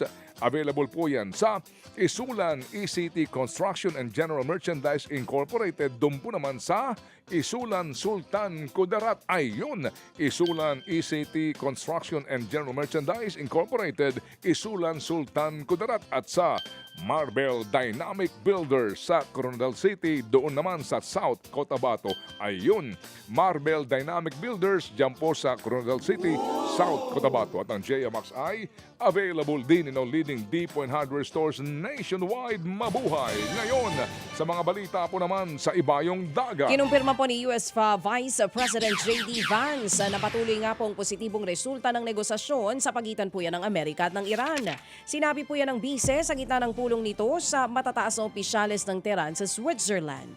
Sa ilalim po niyan, pinapayagan ng Tehran ang pagsasagawa ng inspeksyon kaugnay sa usaping nuclear at magtakda po ng mekanismo o paraan upang mapanatili ang tigil putukan ng Washington at ng Tehran. Kabilang din sa pinag-uusapan ng kontrobersyal na Strait of Hormuz na muli na namang isinara sa mga dumadaang oil tanker. Inaasahang magtatagal ang pulong ng dalawang bansa sa mga susunod na linggo. Sa kaugnay pong balita, sinabi ho naman ni US Vice President J.D. Vance na inaasahan pong magsisimula na ang gagawin pong nuclear inspection sa teritoryong sakop ng Iran. Mangunguna po sa programang yan ang International Atomic Energy Agency. Sa ilalim po yan ang kasunduan ng Amerika at ng Iran. Magugunitang nagkapirmahan na ang dalawang bansa kamakailan lamang. Alinsunod po yan sa Memorandum of Understanding kung saan may 6 na pong araw na tigil putukan ang US at Iran bilang unang hakbang sa inaasahan pong pagwawakas ng gera sa gitnang silangan. Hindi pa rin maiwasang mabahala ng mga residente po sa Lebanon kasunod ng umiiral na tigil putukan sa pagitan po yan ng Hezbollah at ng Israeli forces. Naniniwala mga residente sa capital city na Beirut na posibleng hindi magtagal ang ceasefire ng magkabilang panig. Matatanda ang pinalawig ng 3 buwan ng tigil putukan ng Israel laban sa militanteng grupong Hezbollah kamakailan. Sakaling matuldukan ang gera sa pagitan ng Washington at ng Tehran, kabilang po sa makikinabang ay ang bansang Lebanon. Hindi po naman bababa sa gitna. Sa 13 ang patay habang nasa 66 ang sugatan matapos po ang pagsabog sa isang gas complex doon sa Qatar. Nangyari yan sa gitna po ng muling pagsisimula ng operasyon ng liquefied natural gas facility sa nasabing bansa. Ayon po sa pangunang investigasyon, posibleng ang naitalang malagim na trahedya ay may tuturing na technical accident. Sa kabila niyan, siniguro naman ng Qatari officials na wala itong banta sa seguridad ng publiko. Sumampa naman po sa higit 1,000 ang kumpirmadong kaso ng Ebola sa Congo. Mas mataas po yan ng higit 25% base sa tala ng Congolese authorities. Sa huling tala, umabot na po sa higit 250 ang naitalang nasawi sa mapaminsalang sakit. Sa kabila naman ng patuloy na pagtaas ng kaso, patuloy ang isinasagawang kampanya ng mga health officials upang maiwasan ang pagkalat ng virus. Mga kapatid, alas 6:52 na ang ating tamang oras ngayon, Nanay Christy. Magandang Tuesday morning sa mga Good Samarites. Good morning. Ito ng ating entertainment news. Eto na nga mga kapatid, umaatikabu po ang unang episode ng pinakamalaking teleserye ngayon na Si Gabo. Napalaban agad si Gabo na karakter po ni Coco Martin sa loob po ng umaandar na busa ba? Okay Kalaban niya po dyan ay mga, hulaan niyo kung sino, holdapper. Hinabol naman sila ng pulis si Samantha na ginagampanan ng real-life partner ni Coco na si Julia Montes. Nabaril si Gabo. Nagpa-CPR tuloy o napa-CPR si Samantha sa kanya. Pero surprise, ligtas si Gabo. Aba, malapusa din talaga ang buhay. Dahil sa kanyang lucky charms sa dibdib, tumama ang bala. Abangan po ang ilang maaksyon at nakakakilig na tagpo sa Si Gabo tuwing alas 8 ng gabi. Only here on TV5. Agad po marami na ang gumaya sa karakter ni Coco Martin sa Si Gabo na si Gabo. Isang aryan si Tito Mondi Lopez ng Good Morning Kapatid. Kuha po naman ang long hair ni Gabo pero mukhang kailangan pa nito ni Tito Mondi ng maraming practice sa mga maaksyong eksena. Pero ito ho talaga ang mga kumarir na maging ka-look-alike sigabo, ang Sigaboys. Mula sa long hair, jacket hanggang sa lakad ni Coco Martin abay ginagaya. Sino to? Mapapanood po ang Sigabo tuwing alas 8 ng gabi sa TV5. Samantala, trending pa rin ang ilang eksena sa kauna-unahang Filipino-South Korean collaboration reality show na Kumusta. Marami rin ang kinikilig kay Korean oppa Ji Chang-wook. Pero minsan, may pagkapasmado rin ang bibig ni Wookie. Lalo na nung natuto po siyang managalog. Pabirong banat niya kay Chef JP ang bagal daw nito. Marami naman ang kinikilig kina Jody at Chang-wook o Team Joji dahil sa kanilang natural chemistry at interaction sa restaurant. Kung hindi ka pa po nakaka-relate sa kilig ha mga kapatid, nood na po ng Kumusta. Sabado at Linggo po yan, alas 8 ng gabi tuwing Sabado at 7 p.m. naman tuwing Linggo sa TV5. At meron po namang bagong milestone ang Manila's Finest. Matapos nga pong ipalabas sa MMFF, ipapalabas po ang naturang pelikula sa New York para po sa international premiere nito. Kabilang po ang Manila's Finest sa mga pelikulang mapapanood sa New York Asian Film Festival. Pinagbibidahan niya ni Piolo Pascual at Enrique Hill sa direksyon po naman ni Cannes-winning filmmaker Raymond Red. Produced by Spring Films at M-Quest Ventures. Umani po ang Manila's Finest ng 8 parangal sa 51st MMFF, kabilang po ang 3rd Best Picture Award. Samantala, magiging daddy na ang basketballistang si Kai Soto. Sa kanyang Instagram, inanunsyo ni Kai na buntis na nga ang kanyang misis na si Rere Madrid. Sa video post, makikita pong ilang check-ups at ultrasound test ni Rere, pati ang kanyang tiny baby bump. Good news para sa kanilang mga kaanak at malalapit na kaibigan. Nitong Mayo nga lang po nang ikasal sina Kai Soto at si Rere sa isang garden ceremony sa Cavite. Alright, alas 6:55 na pong ating oras ngayon. Ito ng ating Sports 5. Good morning, mga Toots! Bigo si Pinay tennis star Alex Ayala sa Bad Homburg Open sa Germany. Natalo po si Ayala sa Belgian na si Elise Mertens sa unang round pa lamang, 6-3, 6-3. Lumamang po ng 3-1 sa unang set si Ayala bago po bumawi ng 5 sunod na puntos si Mertens para ito'y maagaw. Bit-bit ang momentum. Nagpatuloy po ang magandang laro ni Mertens tungo po sa panalo. Sa kabila po ng maagang exit sa singles, nakatakda ho namang lumaban po sa double si Ayala kung saan kanya makakatambal ang tennis icon at veteranang si Venus Williams.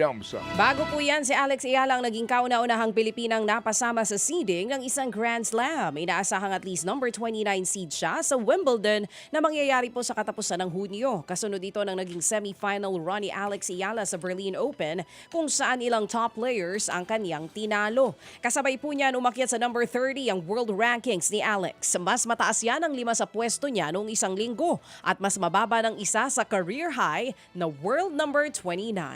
Nagbabalik po naman si Jordan Varnado bilang import ng Meralco Bolts para ho naman sa PBA Governors Cup. Dati nga po naglaro para sa Bolts si Varnado, Basketball Champions League Asia noong pong 1 taon. Tinulungan niya ang kupunang makaabot sa quarterfinals bago po bumalik sa Pilipinas.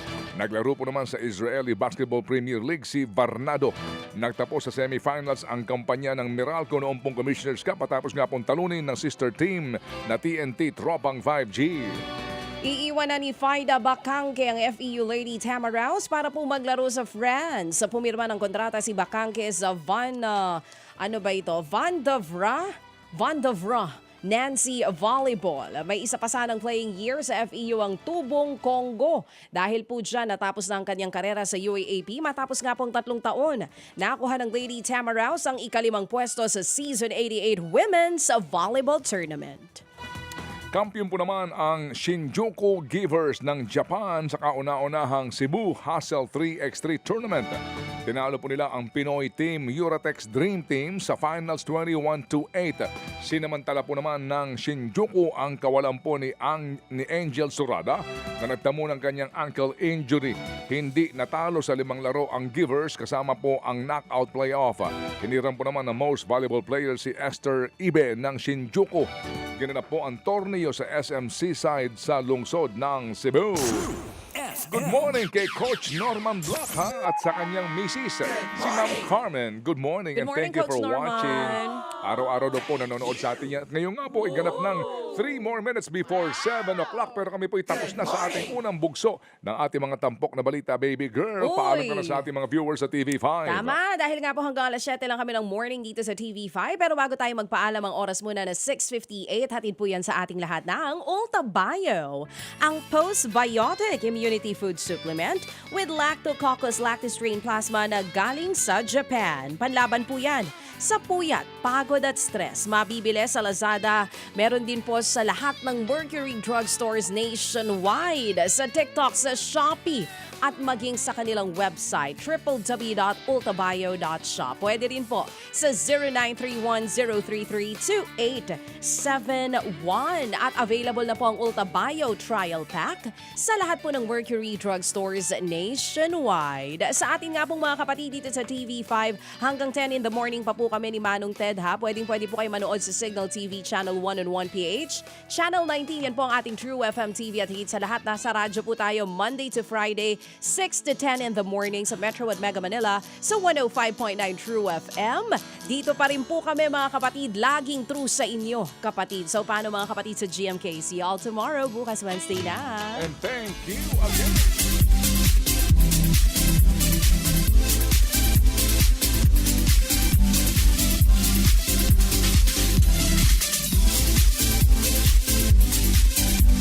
Maraming salamat, Ninong Ted, at kay DJ Chacha. Hanggang alas 10 po sila ng umaga.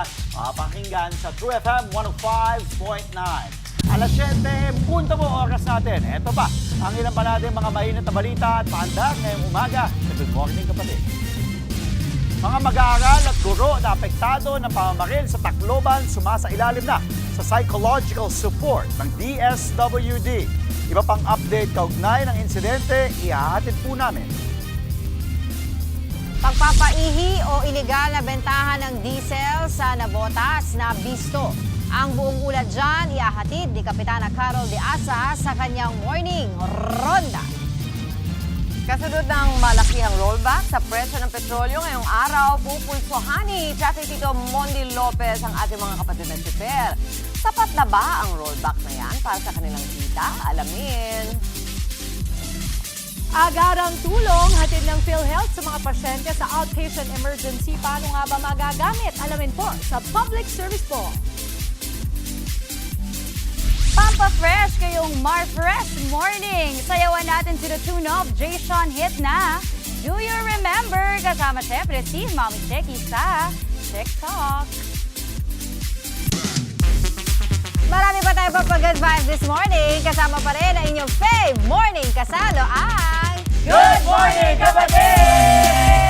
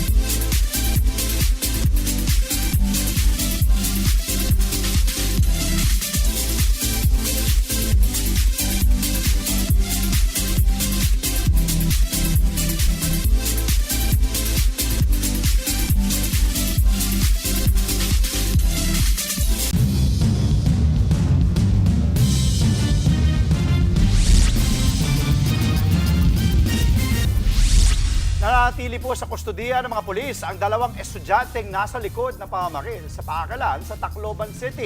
Napag-alamang pagmamay-ari po ng pulis ang isa sa mga baril na ginamit ng mga sospek, habang ang isa pa ay nakarehistro naman sa security agency. Para po talakayin ito, makakapanayan po natin ngayong umaga ang Public Information Officer or PIO ng Tacloban City Police na si Police Lieutenant Evelyn Diaz. Magandang umaga po sa inyo, ma'am. Thank you for taking our call. Good morning po. Good morning sa mga nakikinig. Ano po ang pinakahuling update dito po sa ginagawang investigasyon sa nangyaring shooting incident sa Tacloban? Meron po tayong progress na hinahawakan as of 11:26 p.m. Kagabi po ng June 22. So ang ating thesis due to this incident is nananatili po sa 3. At meron po tayo, merika po natin ito, ang total firearms related injuries natin is naitala namin sa 15. At yung total non-firearm related injuries is nasa 5 po. Ma'am, Police Lieutenant po, ma'am. Ano po yung, kasi po nabanggit po yung anggulo na kaugnay po sa pambubuli. Ano po yung lumalabas na motibo po dito po sa initial na investigasyon, sa likod po ng insidente? Nakumpirma po ba na yung anggulo pong kaugnayan dun sa pambubuli? Yes po, yun po ang based sa investigation at pagtatanong doon sa mga bata is yun nga po yung lumalabas po. Pero the police na naka-assign po sa kasong ito will conduct further investigation po kung may iba pang anggulo tayong nakikita kung bakit nagawa po ito ng mga bata. At ano po ang nakikita po nating kasong kakaharapin nitong mga minor de edad na suspect po sa nangyaring krimen? Okay, titingnan pa po yan ng investigator natin kay mayroon itong namatay, tapos mayroon pang mga injuries at depende din po sa batas na applicable sa mga minors natin, yung Juvenile Justice and Welfare Act natin. Madepende po yan sa investigation ng kapulisan natin kung ano po yung kakaharapin na kriminal na kaso ng mga batang ito batay sa RA 9344 na batas natin ukol sa mga CICL po. Ma'am, yung lagay naman po ng mga sugatan, kamusta po yung lagay ng mga iba pa pong naapektuhan na sugatan po sa insidente? Stable naman po ang karamihan sa mga victims natin, maliban na lang po sa isa na dinalaw po natin kagabi sa Ace Medical Hospital, is nasa ICU pa rin po ito na 15-year-old male natin. At ngayon po, aside po sa inyong mga investigation na ginagawa, ano po yung ginagawa ng Tacloban City Police para naman po matiyak yung kaligtasan sa lugar, matapos nga po itong insidente at to make sure na hindi na po maulit? Yes po, pinapaigting po natin ang presence ng pulis natin sa mga eskwelahan. Actually po, may nakalatag na po tayo na regular na programa, mga activities sa school. Dahil po sa incident na ito, mas dadagdagan pa po natin yung mga activities natin ng mga kapulisan in engagement sa mga students, sa mga schools. Kasi regular po namin ginagawa yan. Kahit wala pa po yung insidente. Ngayon po, mas papaigtingin pa po natin. Madadagdagan po yung mga activities na gagawin natin sa mga eskwelahan dito sa area namin. Kailan po babalik sa klase yung mga estudyante? Hindi pa po natin masisiguro kasi nagpababa kasi yung school division dito sa Tacloban na as of today suspended pa rin po yung klase dito sa Tacloban due to the incident. Ma'am, salamat po muli sa oras ninyo. Good morning po. Maraming salamat. Tacloban City Police Public Information Officer, Police Lieutenant Evelyn Diaz. Salamat po, kapatid. Samantala, aabot po sa 12 million pesos na halaga ng diesel na ginagamit sa paihi modus ang nakumpiska po sa Navotas City. Isinakay pa raw ito sa ilang malalaking bangka sa Navotas Fishport para maibiyahe at maibenta sa iba't ibang lugar. Para sa Morning Ronda, live si Kapitana Carol De Asa. Kapitana Carol, anong update dyan? Yes, Angela at Andre, arestado ang 10 sospek sa iligal na bentahan at paihi ng diesel sa ikinasang bypass operation ng CIDG-NCR sa lumang pabahay, Barangay Tansados, Navotas City nitong Hunyo 22, dakong alas 11 pasado ng gabi. Nakatanggap ka ng impormasyon mula sa isang confidential informant ang ating otoridad ng CIDG-NCR na kung saan ay nagkakaroon daw o meron daw ang bentahan at paihi ng diesel sa naturang lugar. Agad naman nagsagawa ng ocular inspection ng ating mga otoridad at nung sila nga ay nagpositikbo na sa mga sospek ay agad naman nilang ikinasa ang bypass operation. At nung makabili na nga itong nagpanggap na police buyer ng 2,000 pesos na halaga ng diesel mula sa mga sospek ay agad arestado ang 10 kalalakihan na mga sospek. Na-recover naman mula sa ating mga sospek ang 2 fuel vessel na kung saan ay naglalaman ito ng bari-bariles na diesel. Yung tanker ng gasolina at yung 2,000 piso na ginamit sa bypass money. Ang kabuuang halaga naman na nakumpiska ng ating mga kapulisan mula sa ating mga sospek ay nagkakahalaga ng 12 million pesos. Dagdag din ng ating mga otoridad na hindi lang ito sa mga individual ibinibenta, kundi ito rin ay ibinibenta nila sa mga gasolinahan. Nagtangkaring suhulan ng isa sa mga sospek ang ating otoridad ng CIDG-NCR ng 200,000 pesos na halaga ng pera. Ang katapat ito ay hindi sila maaresto at i-release ang 2 fuel vessel at yung tanker ng gasolina. Sa pagbisita naman ni Congressman Toby Tiangco doon sa nasabing lugar ay kanya napag-alaman na ito pala ay dumadaan sa fishport ang mga smuggled na diesel. At hindi lang yan, kanya rin nabisto na hindi pala ito puro na mga diesel na ibinebenta. Ating pakinggan ang pahayag ni Congressman Toby Tiangco ng Navotas City. Pakinggan natin ito. Paano kayo sinubukan suhulan? Ito, pinipili tayo kanina. Yung mga napapatronize nito, mag-ingat din po tayo. Huwag natin ipatronize ito dahil ikakasira din ng inyong mga sasakyan.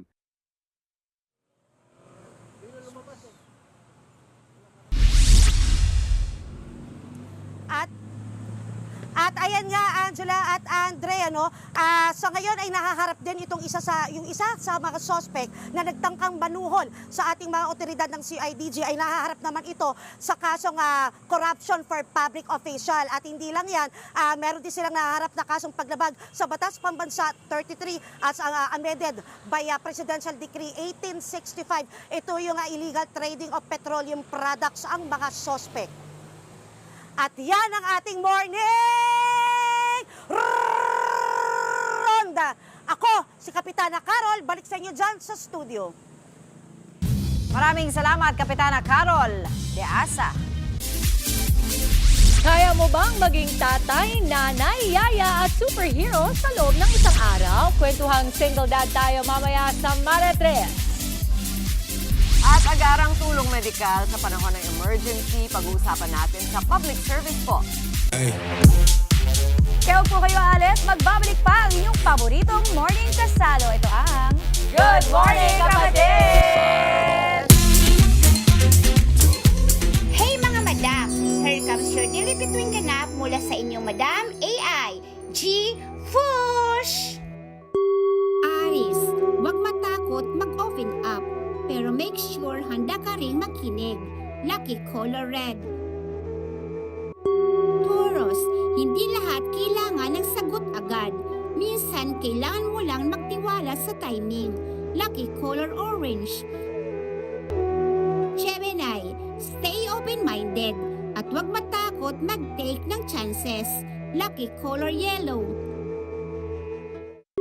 Cancer, kung para sa'yo, darating. Kung hindi, may mas magandang nakalaan. Lucky color green. Fireball.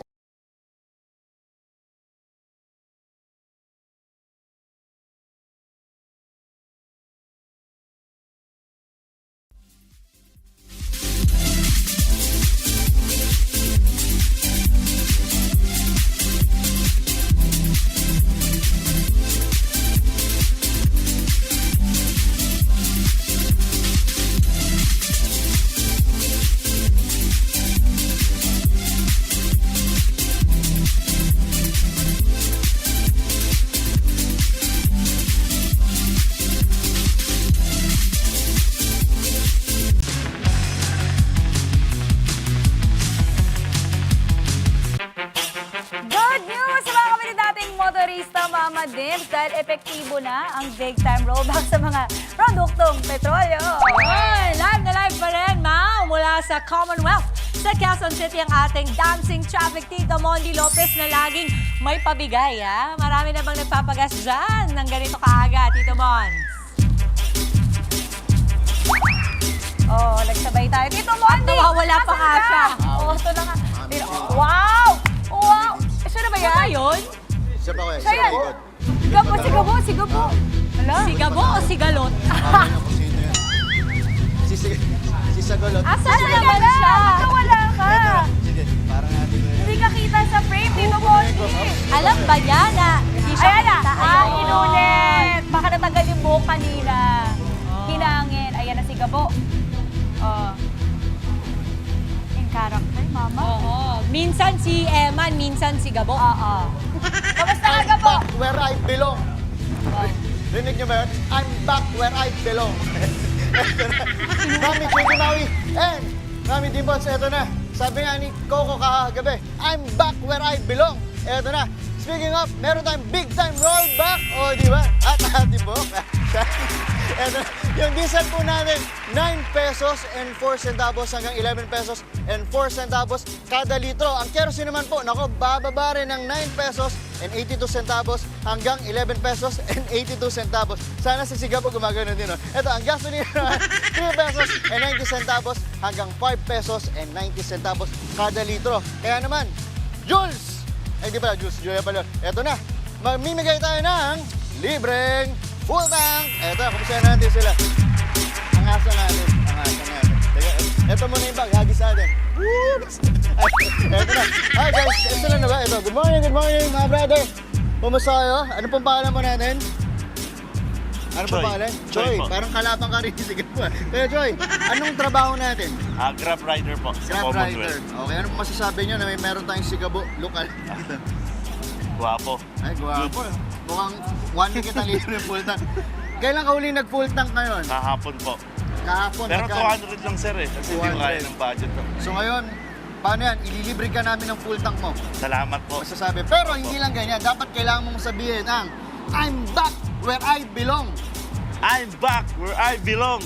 Ah, magaling. Pero mas gagalihan kung suot mo may wagang wig. Tapos mamasada ka rin kung nakaganyan. Parang, yeah, gangster. Gang. Tawan pa. Ito nga, sabi mo, in action, sarap na ka na, I'm back where I belong. I'm back where I belong. Oh, pwede. Galing. O, pamasada ka.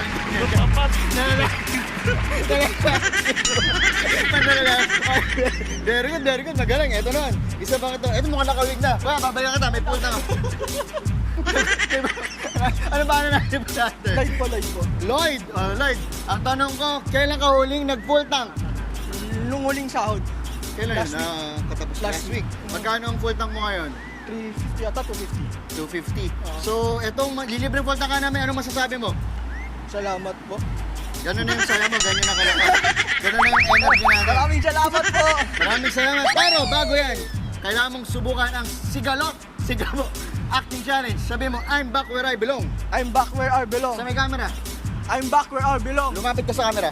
I'm back where I belong. Ah, magaling. Pero dapat nakawig ka. Ito na.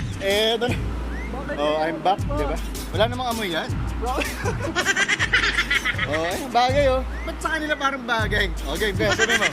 I'm back where I belong. Mas malapit, seryoso. I'm back where I belong. Supportive, I'm back where I belong. I'm back where I belong. Disappointed. I'm back where I belong. Flirty. I'm back where I belong. Ito na. Wala. Wala akong sabi. Mas makikisabi. Ito na. Full tank na natin yan. Nandito po sila. Libre full tank. Okay tayo, sir. Ba't nilibad mo? At ito na. Libre full tank. At syempre, ay naku, dahil mga kapatid, may pa-libre full tank. Good morning, kapatid. Idadamay na rin natin yung attendant. Kuya, ano pangalan mo? Kuya? Andre, ayan. Madalas, gaano kadami nagpapa-full tank dito na riders? Madalas ako every morning and afternoon. Parang kamukha mo DSP namin si CJ. Tingnan, hi CJ sa mo. Hi CJ. Hi CJ. Kamukha mo. Ayun naman nagaganyan ka. pwede ka bang nanonood ka rin ba ng Sigabo? Alam mo ba may bagong teleserye si Coco Martin sa TV5? Hindi po, sir. Ngayon meron siya, nagsimula kagabi. Ang famous line niya ay ito, I'm back where I belong. Siya, kaya mo kuya? Sige na. I'm back where I belong. Okay, kamay na natin. Kaya mo i-try? Sige, subukan natin. Ako hahawak dyan. Pwede ba yun? Okay. Acting siya. Para may libre ka. Bawal ka. Susutin ko sa'yo. Gusto mo? Okay lang ba? Suot natin. Susuot ko na sa'yo. Ha? Damay-damay na dito. Hindi lang yung rider. Okay ba? Answer tayo. Oo. Parang pananawig. Kaya sabihin mo. I'm back where I belong. I'm back where I belong. Di ba? Parang very good. Okay. Yan, di ba? Meron tayong papultang, libreng pultang. Shoutout kay Ninong Gap. Tinulugan mo ang Ninong Gap. Hindi ka lumitaw. At yan, patuloy pa rin kami mamimigay ng full tank dito. Medyo sayang, no? Yung iba kasi kadalasan yung mga nagpapapultang sinusulit yung rollback. So dapat mga kapatid, sulitin nyo. Malaki-laki rin, 9 pesos, di ba, brother? Ayan. Brother, patanggal naman yung wig mo. Ba't parang parang may wig pa din? O, yan muna. Tara, habang itutuloy natin ang ating libreng pultang, yan muna ating live update. Mami Chiki, Maui, and Mami Dim, sayo tayo ulit ng I'm Back Where I Belong. Ready? Nagulo na, no? 1, 2, 3. Gaya nyo lang ako. 1, 2, 3, go. Balik sa inyo, Mami Chiki, Maui, Mami Dim, boss. Abante. O, yan. Wow! Swerte naman ng mga Ako na. Ito Mondi, napakaswerte naman yun ang gustong sabihin ni Maui. At saka alam mo, kung ako lang nasa labas din ako at may palibreng full tank, bakit hindi Kaya maswerte ang mga kapatid natin dahil nandyan ka. Sigabo. Sigabo pala. Thank you, Tito Mondi.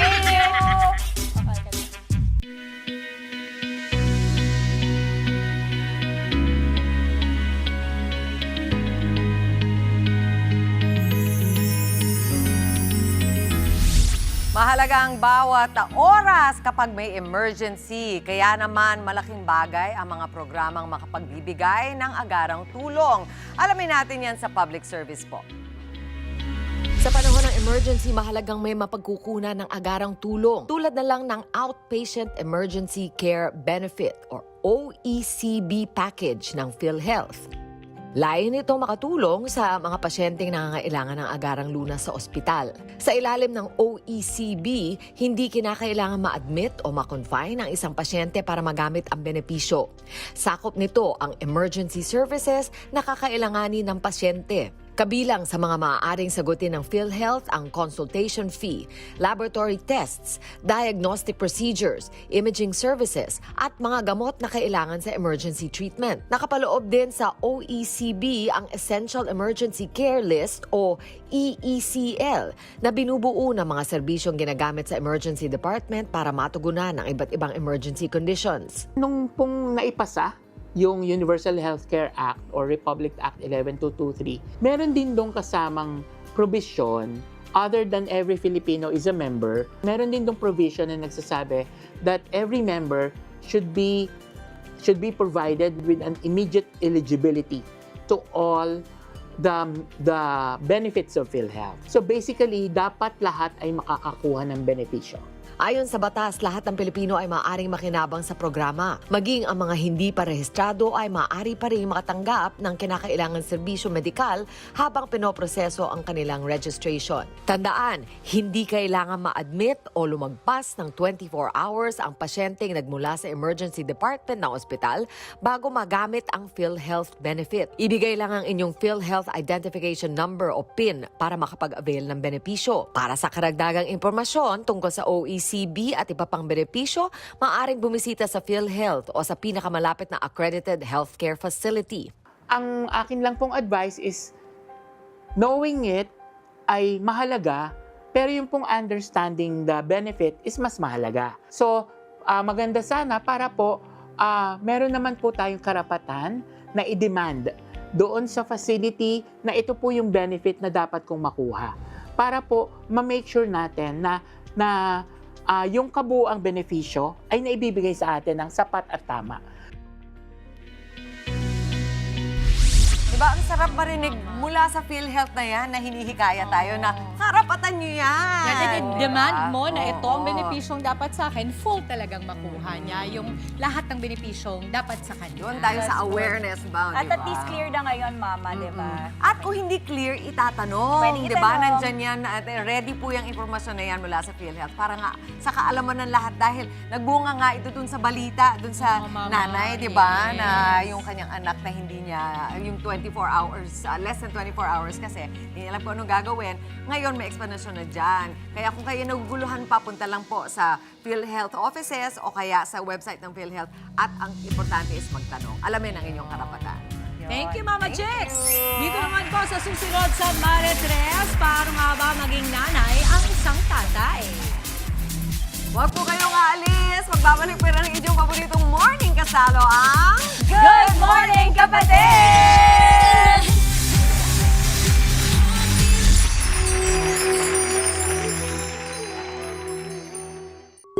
Leo, pay attention to your surroundings dahil makikita mo na ang hinahanap mong sign. Lucky color blue. Virgo, hindi mo kailangang habulin ang taong para sa'yo. Ang tamang tao marunong manatili. Lucky color indigo. Libra, may magandang opportunity na paparating, pero kailangan mong lumabas sa comfort zone mo. Lucky color violet. Scorpio, huwag mong ibigay ang buong puso mo sa taong kalahati lang ang effort. Lucky color silver.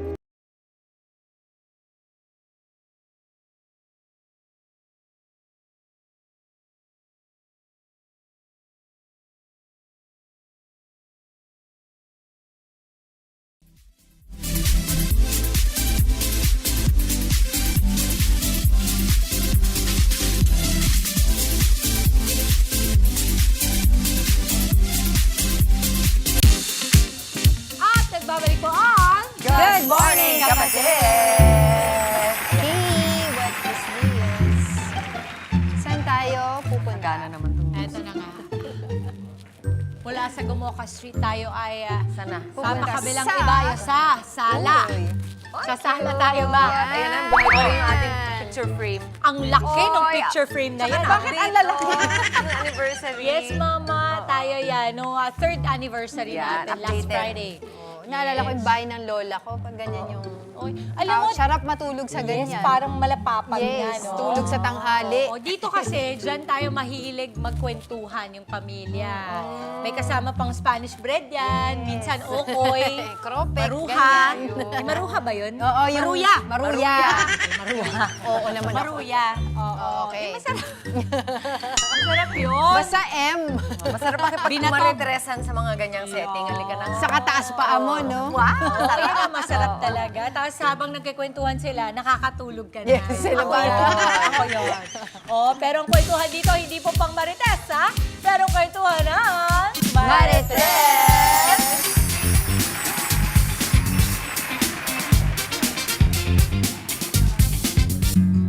Oh, Hindi pa. Galing, ah. Again, take. Okay. Take two. Take two.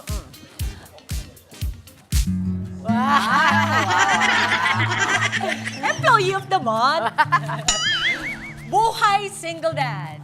Puno ang puso, ubos ang energy. Solo dad ako sa 5-year-old daughter ko for 3 years now. Masaya naman, pero grabe, ibang level ang breakdown bawi cycle ko araw-araw. Ikaw ang strict na tatay na nagpapakain ng gulay. Ikaw din ang nanay na nag-iipit ng buhok niya tuwing umaga na madalas tabingi pa. Minsan nakakapagod maging dad, mom, yaya at clown sabay-sabay. Yung uupo ka na lang sa banyo ng 5 minutes para lang makahinga ng tahimik. Pero kapag nakatulog na siya sa dibdib ko habang nanonood ng cartoons, tapos biglang hihigpitan ang yakap, dun ko nare-realize na kahit ganito kahirap, hinding-hindi ko ipagpapalit ito. Bukas, panibagong kayod at pagiging superhero na naman. Kayong mga single dad, paano nyo ba kinakaya ito araw-araw? Solo flight dad. Oy, una ma, sabihin ko parang lang naiyak ha. naman ako Oo doon. nga eh. Ang gandang marinig marinig ang perspektibo ng isang ama pagdating sa ganitong mga struggles. Kasi kadalasan it is the single moms that we hear na pinanghihinaan sila ng loob, feeling nila hindi na kaya. Pero ito, di ba, mama, tama ba ako, ang lalaki, mahirap magbukas ng kumbaga, nararamdaman nila kadalasan. Oo, kasi hindi pag sila tatay, emosyonal. yung tatay parang Oo. itatago nila. Pero ito, para bang may kasama ba yun na dahil mom, dad siya, yung ding kanyang puso, parang malainan na rin na maaaring magbukas na rin. Ganun ba yun, Ma? Oo, nai-imbibe na rin niya yung mga qualities ng na. Kasi actually, ina-acknowledge pati nga ng batas na talagang ang natural na nag-aaruga ay nanay talaga, di ba? Yung maternal instinct sinasabi nila. Pero hindi ibig sabihin na hindi kakayanin ng lalaki, lalo na kung yun ang pangangailangan, yun ang tawag ng tadhana niya, single parent siya. Nakakatuwa yung nagkukwento ka. Parang sabi ko, Angela, ako rin parang naiiyak ako kasi nararamdaman talaga niya yung halaga ng ginagawa niya. Yung sa akin lang, bukod sa yung ginagawa mo, alam ko, hinihingi mong payo or gusto mong marinig kung ano yung experience ng ibang mga solo o single dad. Ang sa akin lang siguro, ang best na magagawa mo is i-acknowledge din na kahit papano, kailangan din ng some kind of mother figure or model yung anak mo dahil babae pa di ba? So, this is the time na kukuha ka ng tulong sa sister mo o kaya sa mama mo. Huwag kang mahihiya humingi ng tulong, hindi po bawal. At walang kakulangan yan sa bilang pagiging mamahaling tatay mo. Oo. Ipunto ko lang, Angela, na yung last nating nanalo sa ating galing mo, tatay, single dad siya. Tapos, very close siya sa kanyang mama. Nandito si mama nun, di ba? Oo. Kaya palagay ko, pati sa pagpapalaki ng kanilang mga May ng gabay kanyang din, anak, may ano, gabay may din. tulong Pero ikaw kasi, you Ako, grew up. I love what Mama Chiki said, no? Hindi nakakahiyang humingi ng tulong. Kung sa tingin mo, daddy, si solo dad, na medyo parang hindi mo na kaya, medyo nahihirapan ka na, okay lang din naman yun, humingi ka ng tulong. At ako'y bilib na bilib talaga din, tulad ng mga nasabi nyo sa mga single dad, because hindi lahat nagkakaroon ng oportunidad ng ganito. Maging sa siya bilang isang tatay na alagaan yung anak niya at yung anak na magkaroon ng tatay na gagabay sa kanya. Hindi lahat nagkakaroon ng ganung oportunidad. So, kudos po sa inyo. Thank you for powering through. At kami po ay pagdadasal lang po kayo lagi araw-araw. Oo, ganda. At tandaan po natin mga kapatid, ang pagiging magulang ay pribilehiyo, ha? Hindi lahat ng tao ay nagkakaroon ng pagkakataon na maging isang magulang. Kaya saludo po kami sa lahat ng mga single dads na kasi kaka-Father's Day lang din. So, kasi sa lipunan natin, actually sa buong society, 'di ba? Parang ang nakikita lang natin lagi talaga yung mga nanay lang lagi nag-aaruga. So, let's normalize also na kaya din ng mga tatay. Kahit nga hindi kayo solo dad Pwede kayo mag-practice, hihiramin nyo lang ng konti kahit na nandyan yung nanay.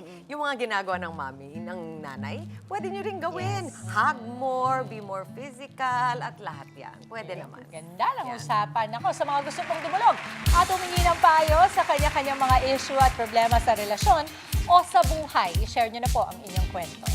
Sali na sa aming Facebook group. Nakapin po yan sa aming official FB page. Abangan po sa susunod ang isa na namang istorya na ating pag-uusapan. Hihimayin at bibigyan ng opinion dito lang sa Maritres! Alright. Ano sa TikTok?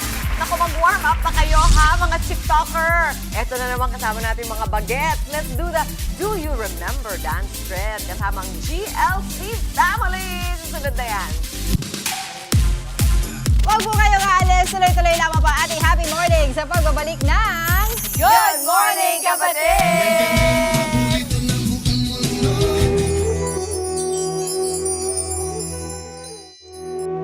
Sagittarius, matutong magtiwala sa sarili. Lucky color gold. Capricorn, rest is productive too. Hindi sukatan ng success ang pagiging pagod palagi. Lucky color white. Aquarius, minsan hindi mo kailangan ng bagong simula. Kailangan mo lang ang bagong mindset. Lucky color pink. Pisces, good things take time. Hindi instant noodles ang pangarap. Lucky color green. At yan ang daily dose of horoscope straight from your Madam AI. I-manifest mo na yan. The stars catch you. Fireball.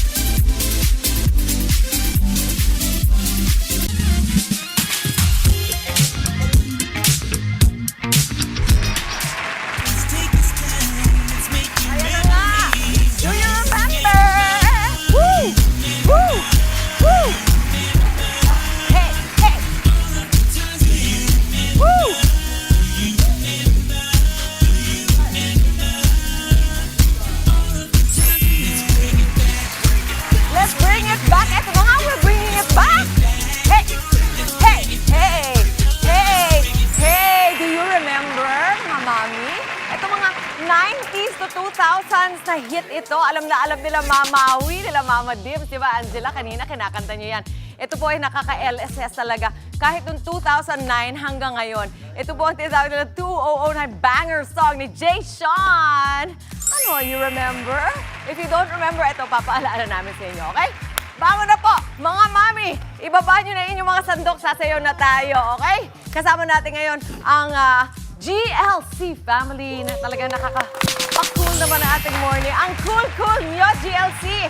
Ano, Nico, turo natin na mabilisan lang sa mga mami para makasunod sila. Ito 5, 6, 7. Ito yung sa TikTok. Ito po yung ginagawa sa TikTok. Kaya gagawin natin ng dahan-dahan. Baka mga mami, try lang natin, ha? Kasi medyo matalon siya. Starting with our kick. And sipa, sipa, sipa, sipa. O, kita mo, all together na. Sipa. Yan ang mga And Gen Z. cross. Kiwa dyan na. Sipa. And sipa. And sipa. And sipa. Next. Next, and cross. Cross. And close. Open.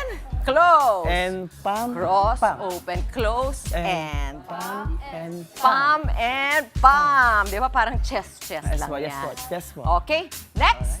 And tusok. Tusok. Parang fishball. And tusok. And tusok. Okay. Next And step. next, and palm. Tapon. Tapon. Tapon. Tapon. Tapon. Tapon. Tapon. And Tapos heart. Heart. And ikot. Ikot. Ang And dami, no? single. Ito na, single. Parang kayo nag-hitchhike. Double. And hitchhike. Single. Yan. Ang cute. Parang tayo nasa school. Hey! Hey! And walk. Open. And Hitchhike uli. Last step. And back. Turn. Very good. Ang cute nila! Ano mga grade nyo na?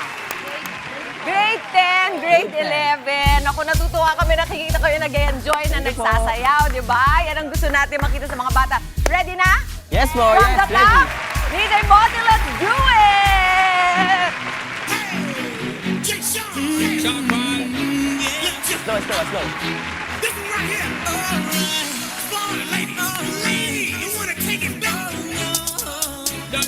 Five, six.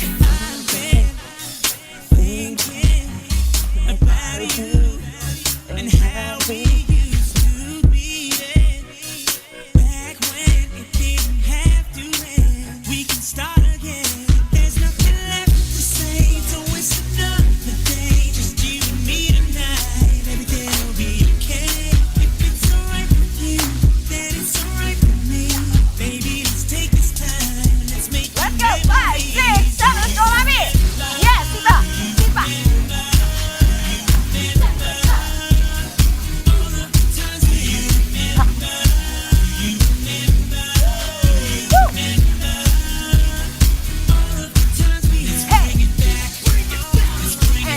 Single, double, and hey! Woo! Ang saya! Ang sarap! Thank you so much, Nico. Thank you so much, GLC. Ay, ang cute! Ito yung mga gusto ko nakakagana. Magandang nga dito po ang bunga ng ating umaga, di ba? Maraming salamat. Nico, saan kayo mahanap? Ano yung mga social media? And we are GLC Family po. Follow my page po, GLC Family po. From 13 Martires, Cavite. Yun! GLC mula sa 13 Martires, Cavite. Maraming salamat. Keep on dancing po. Mga bata, mga kids, mga mami, mga ka-tiktak. Maraming salamat. Grabe! Pinapanood ka namin kanina, mama. Sabi ko, tignan mo si Mama Chiki, bilong na bilong siya. Correct! Ka-age niya lang.